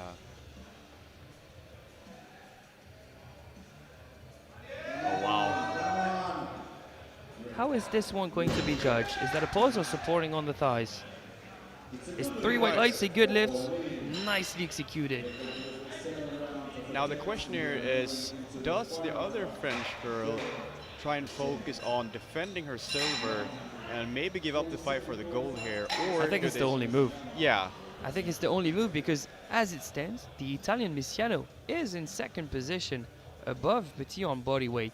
So what do you do now? Your only choice is to retake 167.5. You know what you're pulling for with a bit more adrenaline. You know what's at stake. You try and defend your position. Yes. Standings in the class, Petit third, Misiano second, Vandero first. Vandero also first in deadlift, Petit second. Third, René Makivac form the B group. The third round started with Elisa Misiano, 147.5. A very important pull for the podium. Important here. Pushes on the floor. Just a bit too much here. She misses, but she's still in second, so bit of suspense. Is it going to be Varnero, Misiano, Petit, or Varnero, Petit, and Misiano? Next up, Sofia T. Vestesen, Denmark, 150, a jump of 7.5. She collected all attempts so far. She's 8 for 8. She's going for a 2.5 kg personal best to close out her day. That would give her 357.5 and guaranteed top 8 in the class.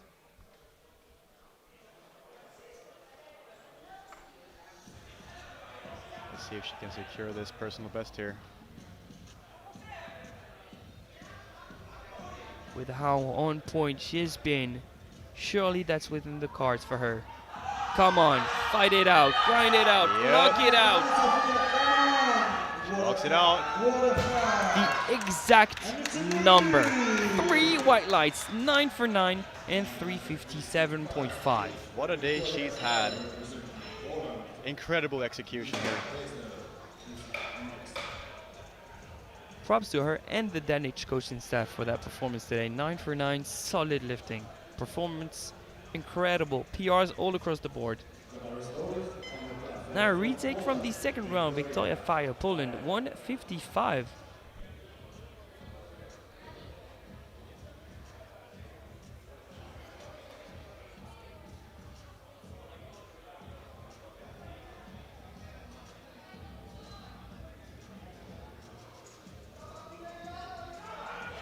Pushes on the floor. Oh! Oh, wow. And 3 white lights. Great recovery from the second round. Yeah, especially given how that second attempt moved. But maybe she just made that attempt, maybe she just made that technical adjustment that she needed to do, and obviously it paid off. And Lisa Heisler is going to have to do the same. The athlete from Germany retaking 160. This is for a provisional deadlift podium in the class in 4th position. It was downwards movement and supporting on the thighs last time around. What would have been your advices to the lifter in that case? Just probably trying to push a bit more forward with the hip and not rely too much on the quads. And I mean, it is a bit hard given her like longer femurs. So, I mean, if she can make the right adjustment, she can probably make it look a bit cleaner. Let's see how she does. Better starting position is needed to try and execute the pull. 160, provisional bronze in the deadlift. And that one is glued to the ground. Yeah. Maybe that second attempt just took a bit too much out of the body there. It happens when you try and round out your day with one final big pull. Next up, Christian Solheim Soga, the Norwegian, pulling 160. She's shooting, oddly enough, for a second position in the class. She's had trouble with her opener, not convincing in terms of lockout. Downwards movement, lack of socks.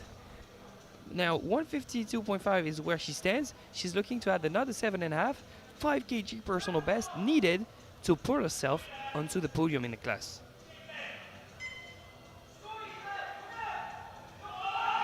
Leaves the bottom.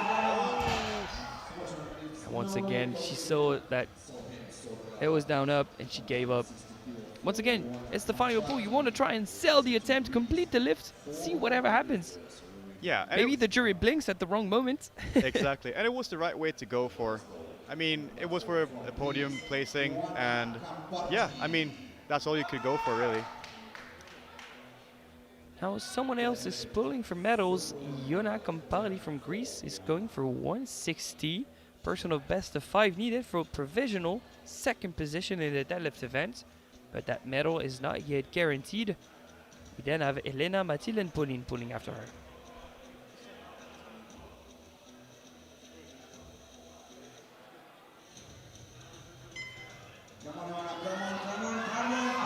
Keeps going. She locks it out. Nicely done. A 3 white light provisional second position in the deadlift event. So as it stands, the deadlift podium, third Petit with 160, second Compardi also with 160, and first Varno with 170. And the temp change just came in for Elena Del Pollo Lopez. So first out for 167.5 is Mathilde Petit from France. She's third both in total and in deadlift. She's trying to retake second in these two. She missed at lockout last time around. It did look like strength technique seemed to be on point. Maybe a bit more adrenaline. Maybe you know now what's at stake. Winning, not possible anymore, but trying to secure both silver medals. And she looks like a different beast now, a different animal. She definitely looks amped up. Oh yeah. These are some third deadlift emotions, and they are needed.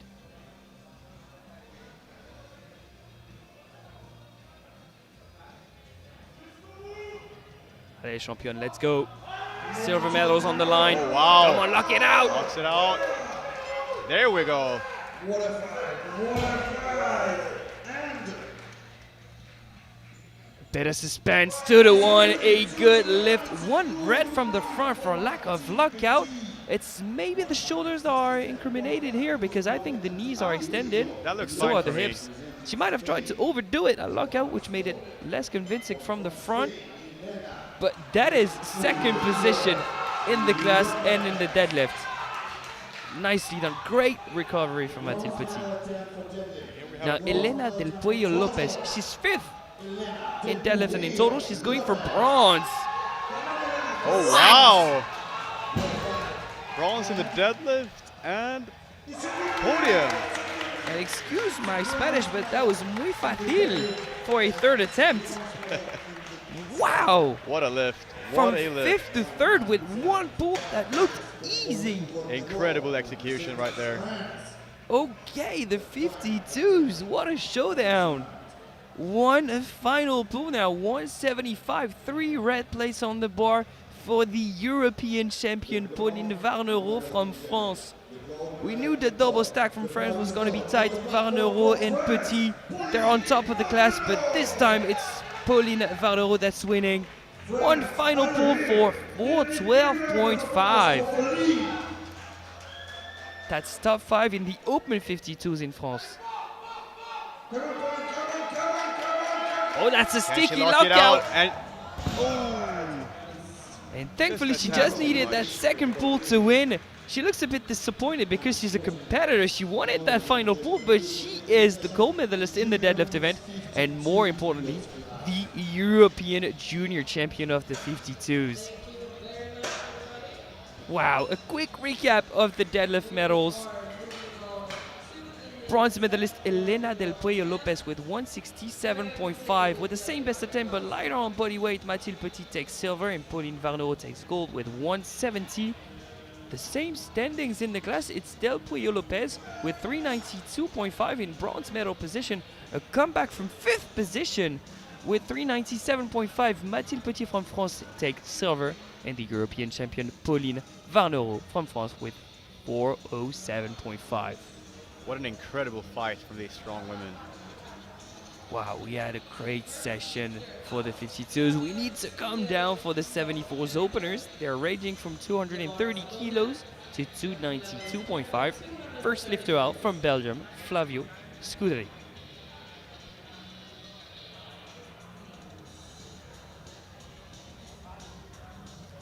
In this deadlift event of the 74, the European junior record is the world junior record. It's yours, Scotty. Yes, it is. 328. Maybe Serrat can make a push for it. We'll see at the end of the first round. That'll be interesting. That will be very interesting to see.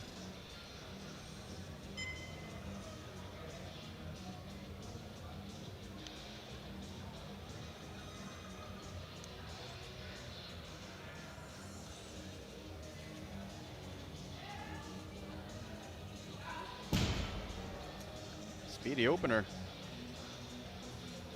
Waiting on the lights. 3 whites, a good lift for the Belgian.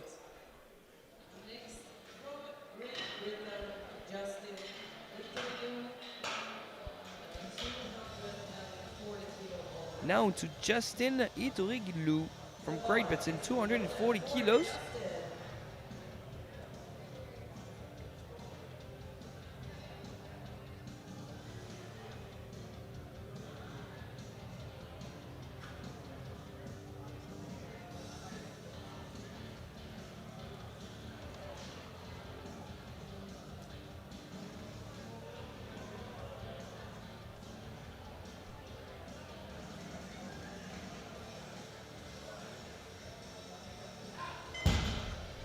Mixed grip pull, but the hips kick back a bit at the start of that pull.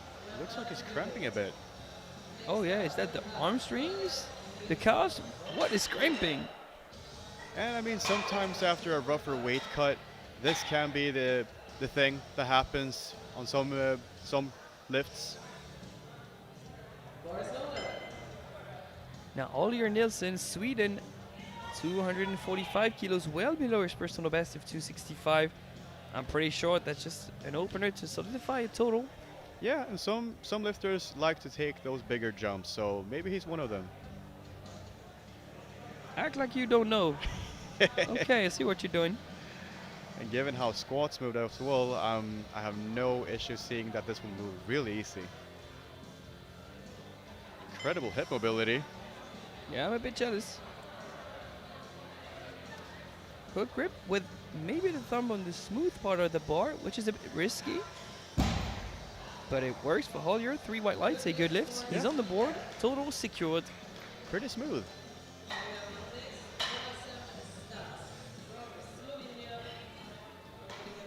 Do you think it is worth the risk in terms of range of motion having the thumbs on the smooth part of the bar? It really depends on the lifter, like for example, and how wide your shoulders are and how good your grip is. Some people, like for example Joe Bornstein, can pull it off really well, but it can be a risky move, especially like on those first 2 attempts when they don't brush off the bar. But if you ask them to brush off the bar and make sure you have like a solid grip, can pay off. Let's see what Stas Orasen can do with 250. I mean, it's a blink and you'll miss it with that opener. 3 white lights, a good lift. I think he wants to load up now.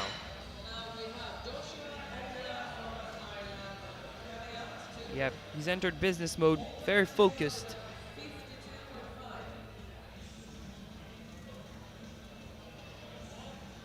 Now Joshua Older from Ireland, 252.5. Nominated second, forecasted 5th. He's a strong podium contender.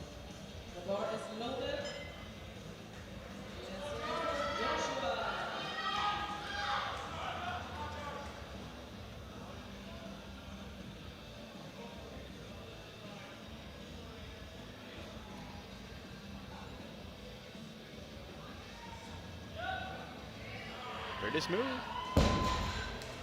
Very strong conventional puller. Nice belt flick too. Yeah. Bonus points for style.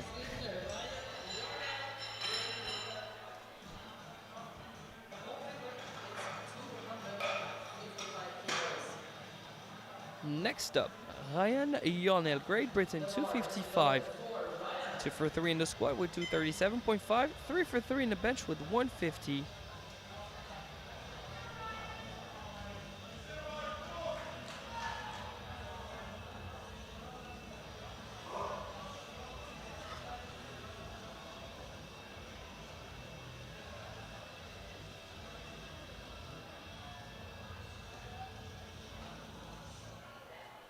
Oh wow.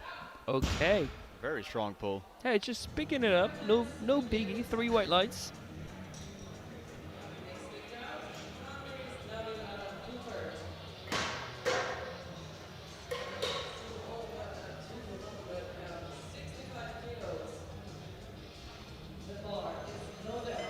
Bar is already loaded for Daniel Adam Ubert. Hungary 265. 4 more openers to go.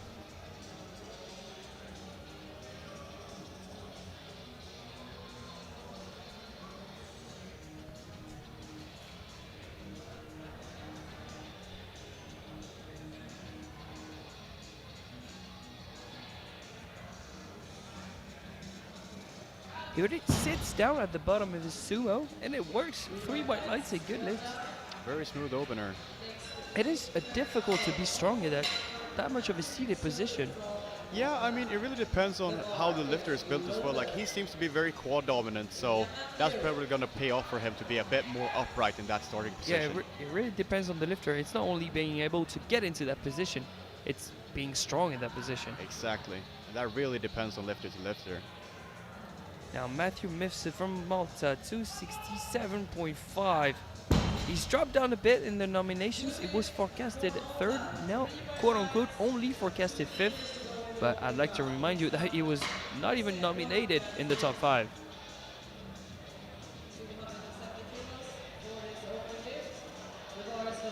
Yeah, that was a great first pull. We move straight into Jose Juan Garcia from Spain, 270 kilos.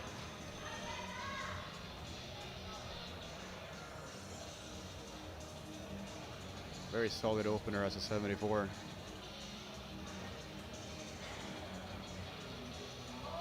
Oh, wow. Okay, Wobbles at that the is top. lightning quick. Yeah. Talk about a speed wobble. Wow.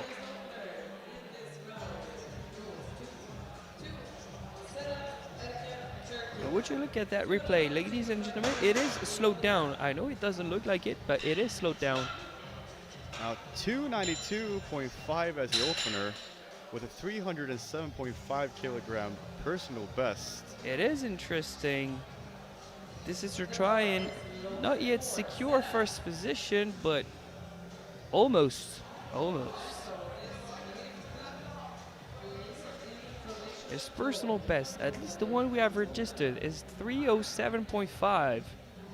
Is Cali's world record in the cards for Serhat Erkin today? Because if he's not pushed for first position, where do you go after that? I mean, if it's secure, then of course you're going to go for the world record. Let's see that sumo hook grip in action. Oh, wow. Okay! I don't know what to expect anymore. 3 white lights, a good lift. Provisional first position.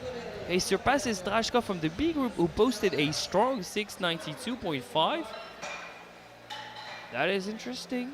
That is very interesting. But Garcia from Spain is in the fight for that first position. He's capable of making huge jumps in the deadlift. But maybe Drashkov can hold on to a third position in the class. It depends on maybe Ola from Ireland, who also has a strong pull on him. Interesting storylines in the 74s.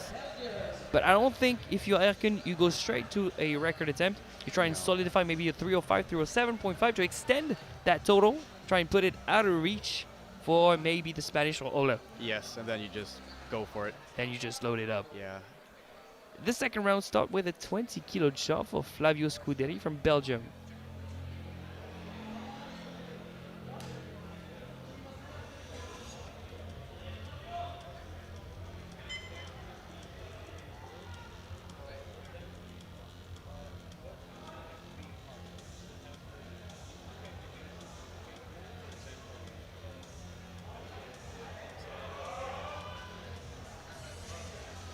That's one sticky second attempt. 3 white lights, a good lift. And it is difficult to grind out a sumo usually, but he seems to be able to do so.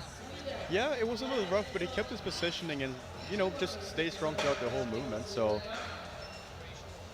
where do you go from there? Do you try and match that 255 personal best, or just maybe go for 257, try and collect a new personal best? I'd say I'd probably try and go for a 255, given how that moved, and just try and solidify a strong total. Yeah, to try and finish on a high note, Yes. collecting all 3 attempts in the deadlift. That's Ollier. 257 for Ollier.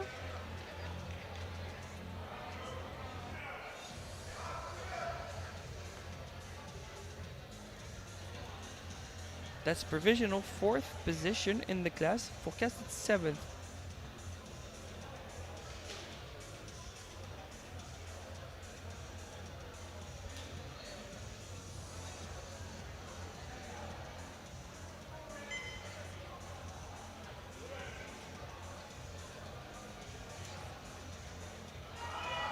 Oh, wow. Very strong.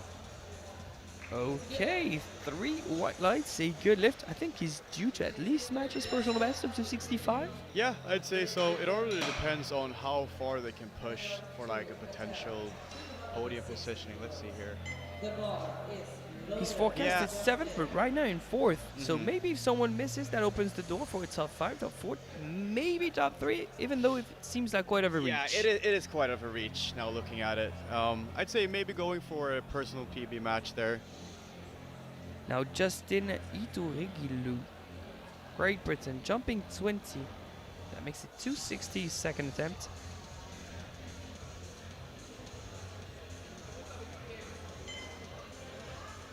wow.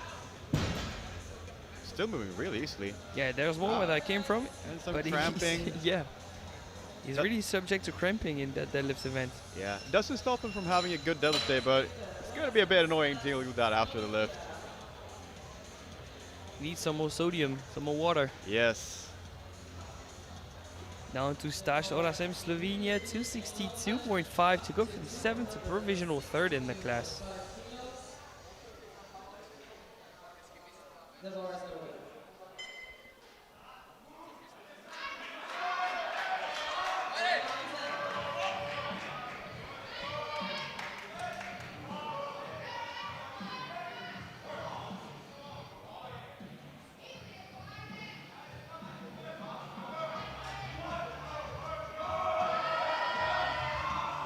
Wow.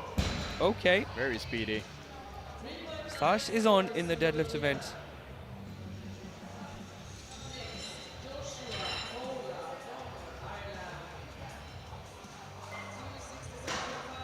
And I'm gonna be honest, I'm not gonna make any prognosis on as to what he loads. I think he'll just change his attempt twice to load whatever he wants, Yeah. just to pull for position. And Joshua Ola, our next contender on the platform, has the possibility to do the same thing. Right now he's pulling from 6th to 3rd position in the class. He has a strong pull on him to 67.5 is his second attempt.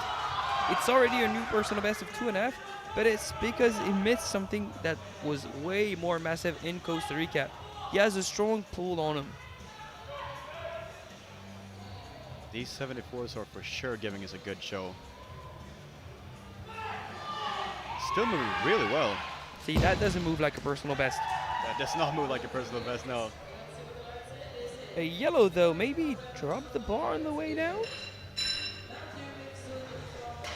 It's a technical infraction, so maybe he missed the command or dropped the bar. Have a quick look at the replay. He didn't drop the bar. I thought he waited for the command, so I think he should be safe. Now Matthew Mifsud from Malta.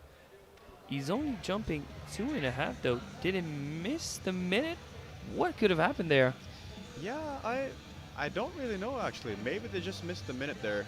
But in that case, do you even come out for the attempt? Moves fine. We'll see what they do for the next attempt. That does move fine. He seems a bit frustrated. Keep in mind, we don't have the answers. We're just making suppositions as to what we have in terms of information. But that is a surprise to us, only jumping 2.5. Yeah, I'd say so. Now to Ryan Yallner, Great Britain, 272.5. That's a big jump of 17.5. Provisional 5th position in the deadlift, 9th in the class.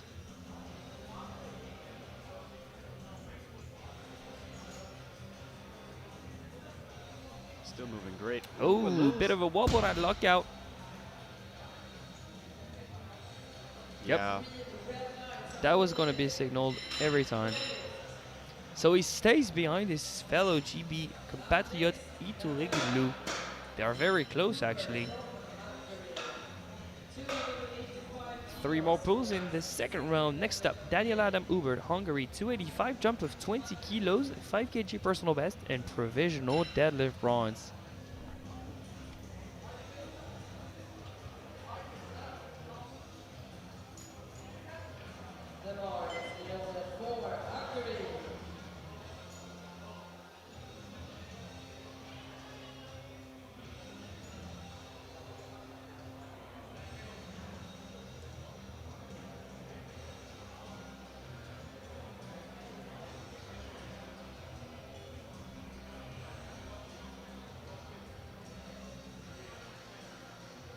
Let's see that second pull for Daniel Adam.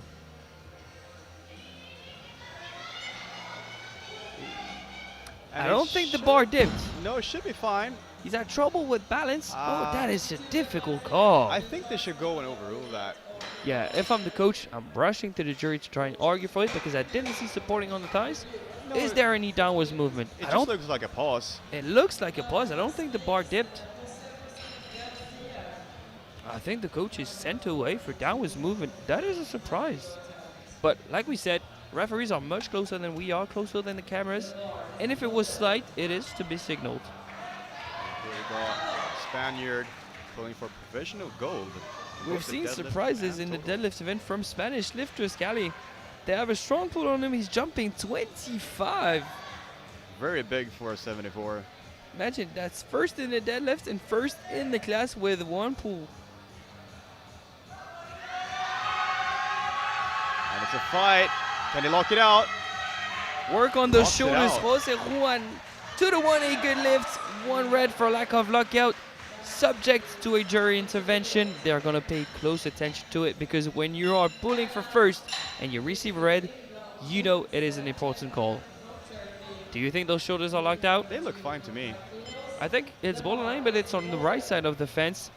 So a surprise. We now have Garcia in the lead, but to retake the lead, Serrat Erkin to enforce the minutes, quote unquote, only jumping 10 on what looked like an easy pull.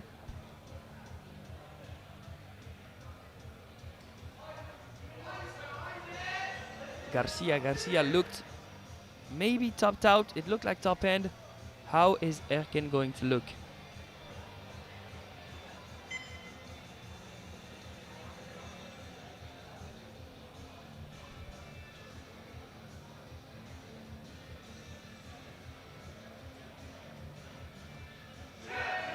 Oh. It's the grip that gives up on the bar. Oh, wow. And if your thumb starts tearing up in a hook grip, you are in trouble. So at the end of the first round, Erkin is not in the lead anymore. It is the Spanish Garcia. That is a big surprise. Now, it could be because we are in the last round of the second attempts and there are a lot of baby powder on the bar. Yeah. And this is where it's always beneficial to ask the spotters and loaders to brush off the bar if you know that you're later in the group. The thing is, he's still gonna get the final say because he has the biggest pull out of the bunch. He's gonna pull last, but as it stands, third in the deadlift event from the B group, Drashkov. Second, Erkin, that we just saw miss. And first, Garcia.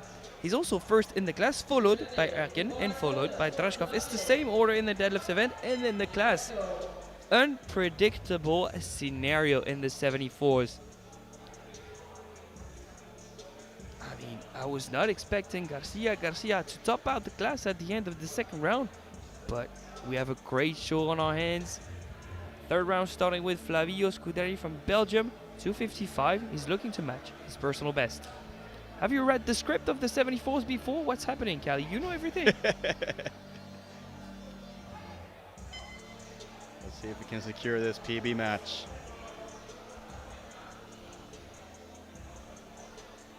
"20 seconds to get that bar moving. Only one command in the deadlift is the down command. But Just a this bit too one, much. yep, stuck to the ground.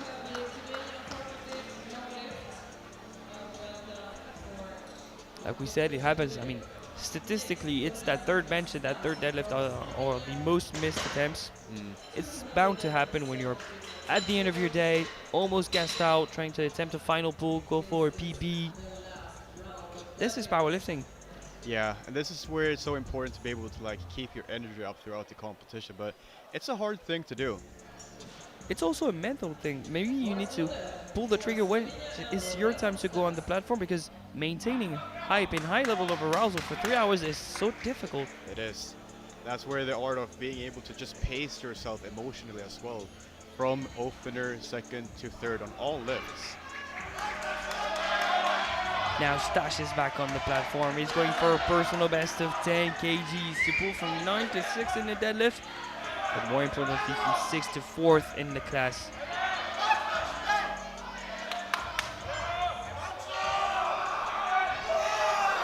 Pulls it.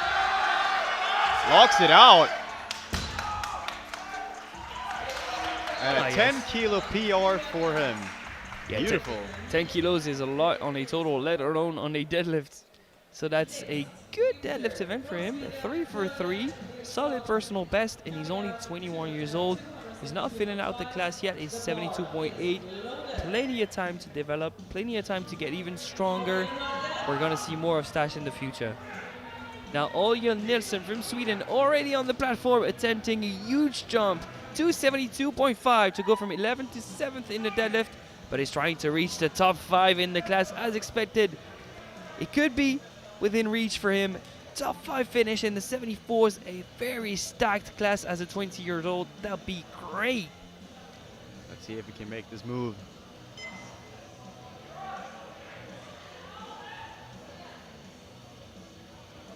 Gets it going. Just a little too much on the day. Is it the grip or strength? It did look, I don't know, did look like a strength thing based on the second attempt too. It wasn't too hard, but it wasn't the smoothest either. Yeah, not the best start we've seen from him. Like we said, it happens, especially when you attempt a big jump and you're pulling for position. But we have to tip it. Pulling for position is the name of the game. Exactly. And it is his first European Championships as well. It is important to keep in mind. Yeah, just like Justin that we're seeing on the platform, attempting 272.5 to try and close his first European Championship on a 2.5 kg personal best. Gets it going. Locks it out. Very nice. And a 2.5 kilo PR. No cramps? No cramps. Oh, there we go. Oh, okay. Come on. I'm sure he'll be fine afterwards. Just needs some extra electrolytes. Hey, even though he was subject to cramps, he went 3 for 3 and collected a personal best in the deadlift. That's all you could ask for. That next pull, I've been meaning to see it. Joshua Oler from Ireland, going from 9th to 6th in the deadlift, but more importantly, with that 10 kilo jump, 10 kilo PB attempt, he's going from 5th to 1st in the class, and it wow. seems very reasonable judging by his second. And Garcia was in trouble with his second attempt. It looked like top end. Erkin in a difficult position with his grip. Maybe that's the title for Joshua. He needs to make it happen. Yeah, I have no idea who's going to win this. This is incredibly tight. Yeah, this is a great battle, and we're glad to have you on board for this one. Joshua Oler from Ireland is now walking up to the platform. Now, can he perform under pressure? That's the thing. That's the thing. Technique, grip, everything needs to be on point. Maybe, just maybe he's pulling for the title there. This is all or nothing. For the gold, he locks it out. From 5th to 1st, 3 white lights. Oh, wow. Is in the lead as we speak in the 74s. Of course, we're going to see some attempt changes. Coaches are going to play the game, adapt to what they're seeing on the platform. No one is coming out safe. No one is coming out without a fight. It's going to be insane. 5 more pulls in the 74s. Next out, Ryan Janel, not shooting for a deadlift medal. Surprisingly, he's going for 4th position. 285 it is. It's a personal best of 2.5 after missing 272.5. That is quite a surprise. But hey, it's the 3rd deadlifts. Lifters tend to find another gear and magic happens. We saw you with a magical 3rd deadlift. Why not these guys? Exactly. For a 2.5 kilo personal best.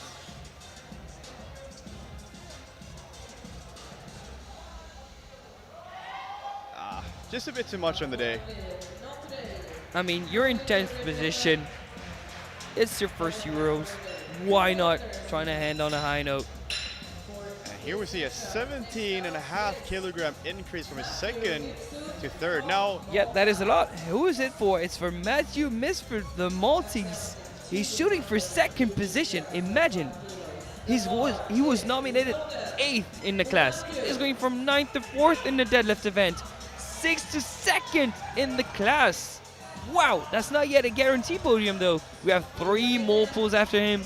The ending of the 74s is insane, Callie. I'm on my toes. 17.5 kilo jump. Can he make it move? Leaves the ground. Come on. Ah, It won't pass the knees, but great attempt nonetheless. Hey, I mean, finishing 6th when you were nominated 8th, and he could have finished higher up. Spiegels, he pulled for the podium, but reasonably he could have been 5th, 4th, maybe 3rd. You have to tip your hat to Misfit. Nicely done.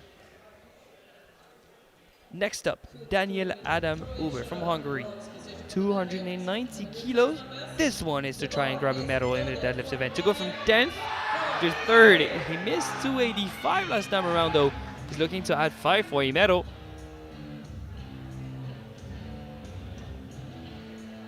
Let's see if he can collect it. He looks really amped up. He leaves the floor, locks it out. Oh, wow. And 3 white lights. And those deadlift works in mysterious ways, but 3 white lights. Wow. What a show these guys are putting on. And that medal is guaranteed. That's bronze in the deadlift event of the 74s for the Hungarian. Great ending for him. Wow. We have Ola in the lead, followed by Garcia, and in third, Erken. But next up, Garcia, and Erken are pulling to try and surpass Ola. Of course, Jose Juan Garcia has dropped down his attempt to 297.5. His second pull looked like top end. It was very close, maybe with the support of the crowd, and knowing he's pulling for first position, he can make some magic happen. He looks incredibly emotional. And I know how much it means to pull for gold. Now can he make that extra emotion, just put that extra force into the bar? He leaves the floor. Can he keep it moving? Keeps fighting. Oh, I thought he had that, Cali. Ah, so close. I mean, from nominated 5th to a guaranteed podium. It's either going to be silver or bronze. Still, he had a stellar day. Squatted 240 kilos, bench 157.5, deadlifted 295. We have to tip our hats to that. Great teamwork too from the Spanish coaching staff, pulling a massive second attempt to place in the class. That was nicely played. Very well played. And now Serhat Erken has dropped down his attempt to 302.5. The attempt he missed in the second round because his grip gave up on the bar. Hopefully, his thumb has recovered or he strapped it up.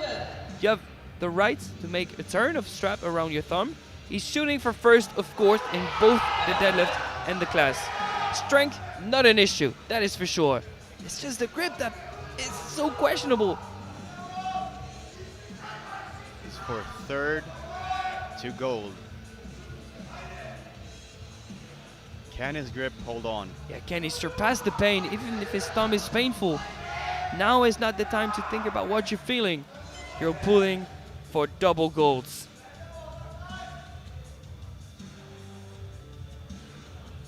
Sets the grip.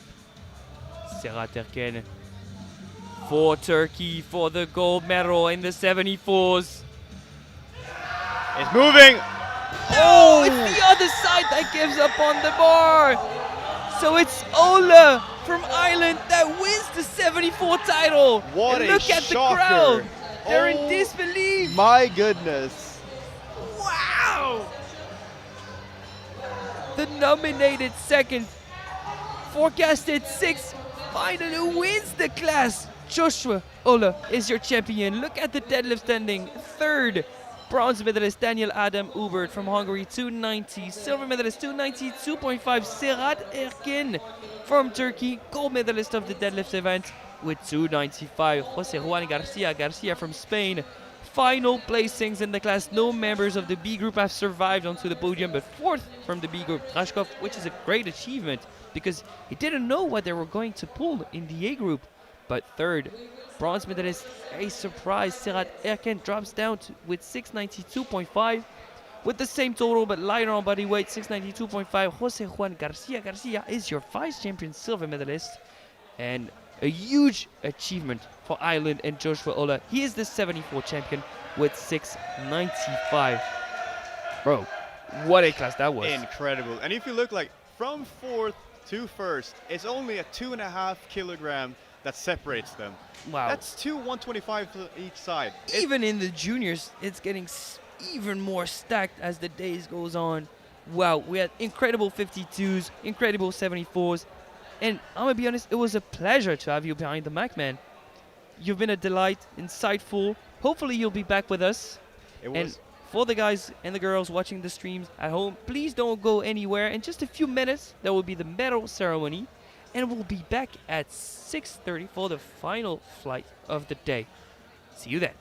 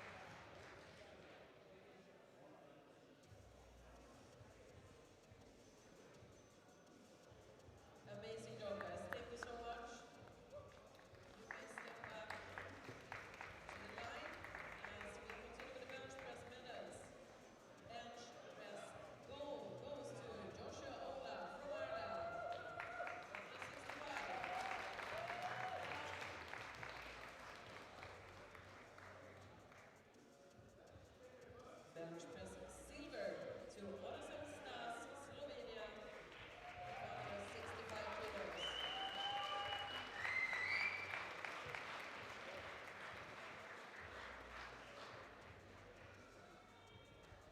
And the bench press gold goes to Hölje Nilsson from Sweden. 107 kilos today.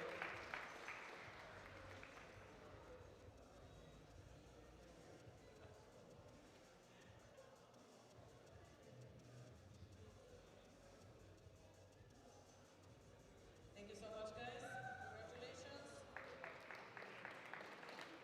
For the deadlift medals, deadlift bronze goes to Daniel Adam Hubert from Hungary, 290 kilos.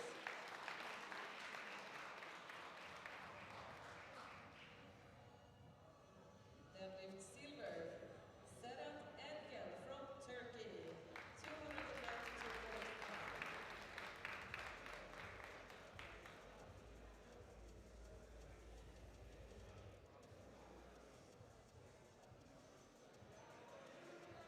And the deadlift gold medalist is Jose Juan Garcia from Spain, 295 kilos.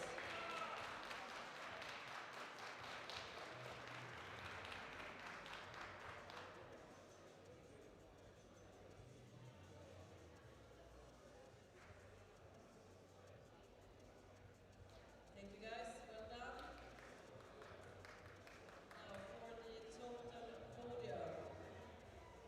Our bronze medalist in the 74s is Sedat Erken from Turkey, 692.5 kilos.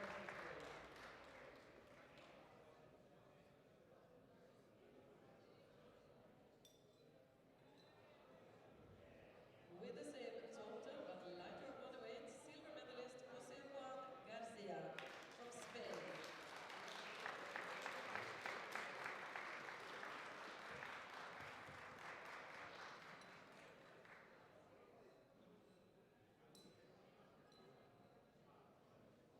And our gold medalist and European champion in the 74s is no one less than Joshua Ola.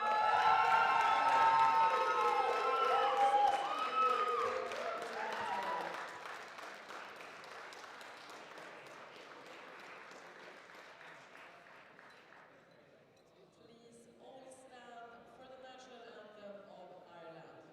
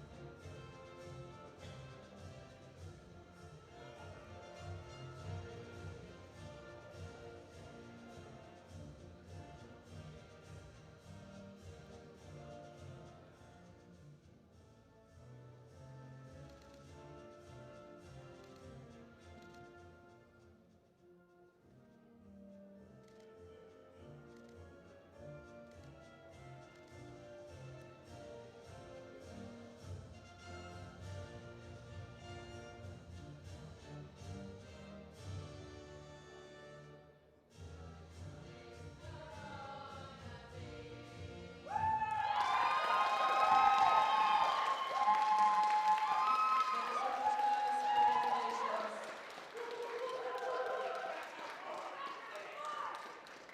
Please step back to the wall and follow the technical controller off the platform as we keep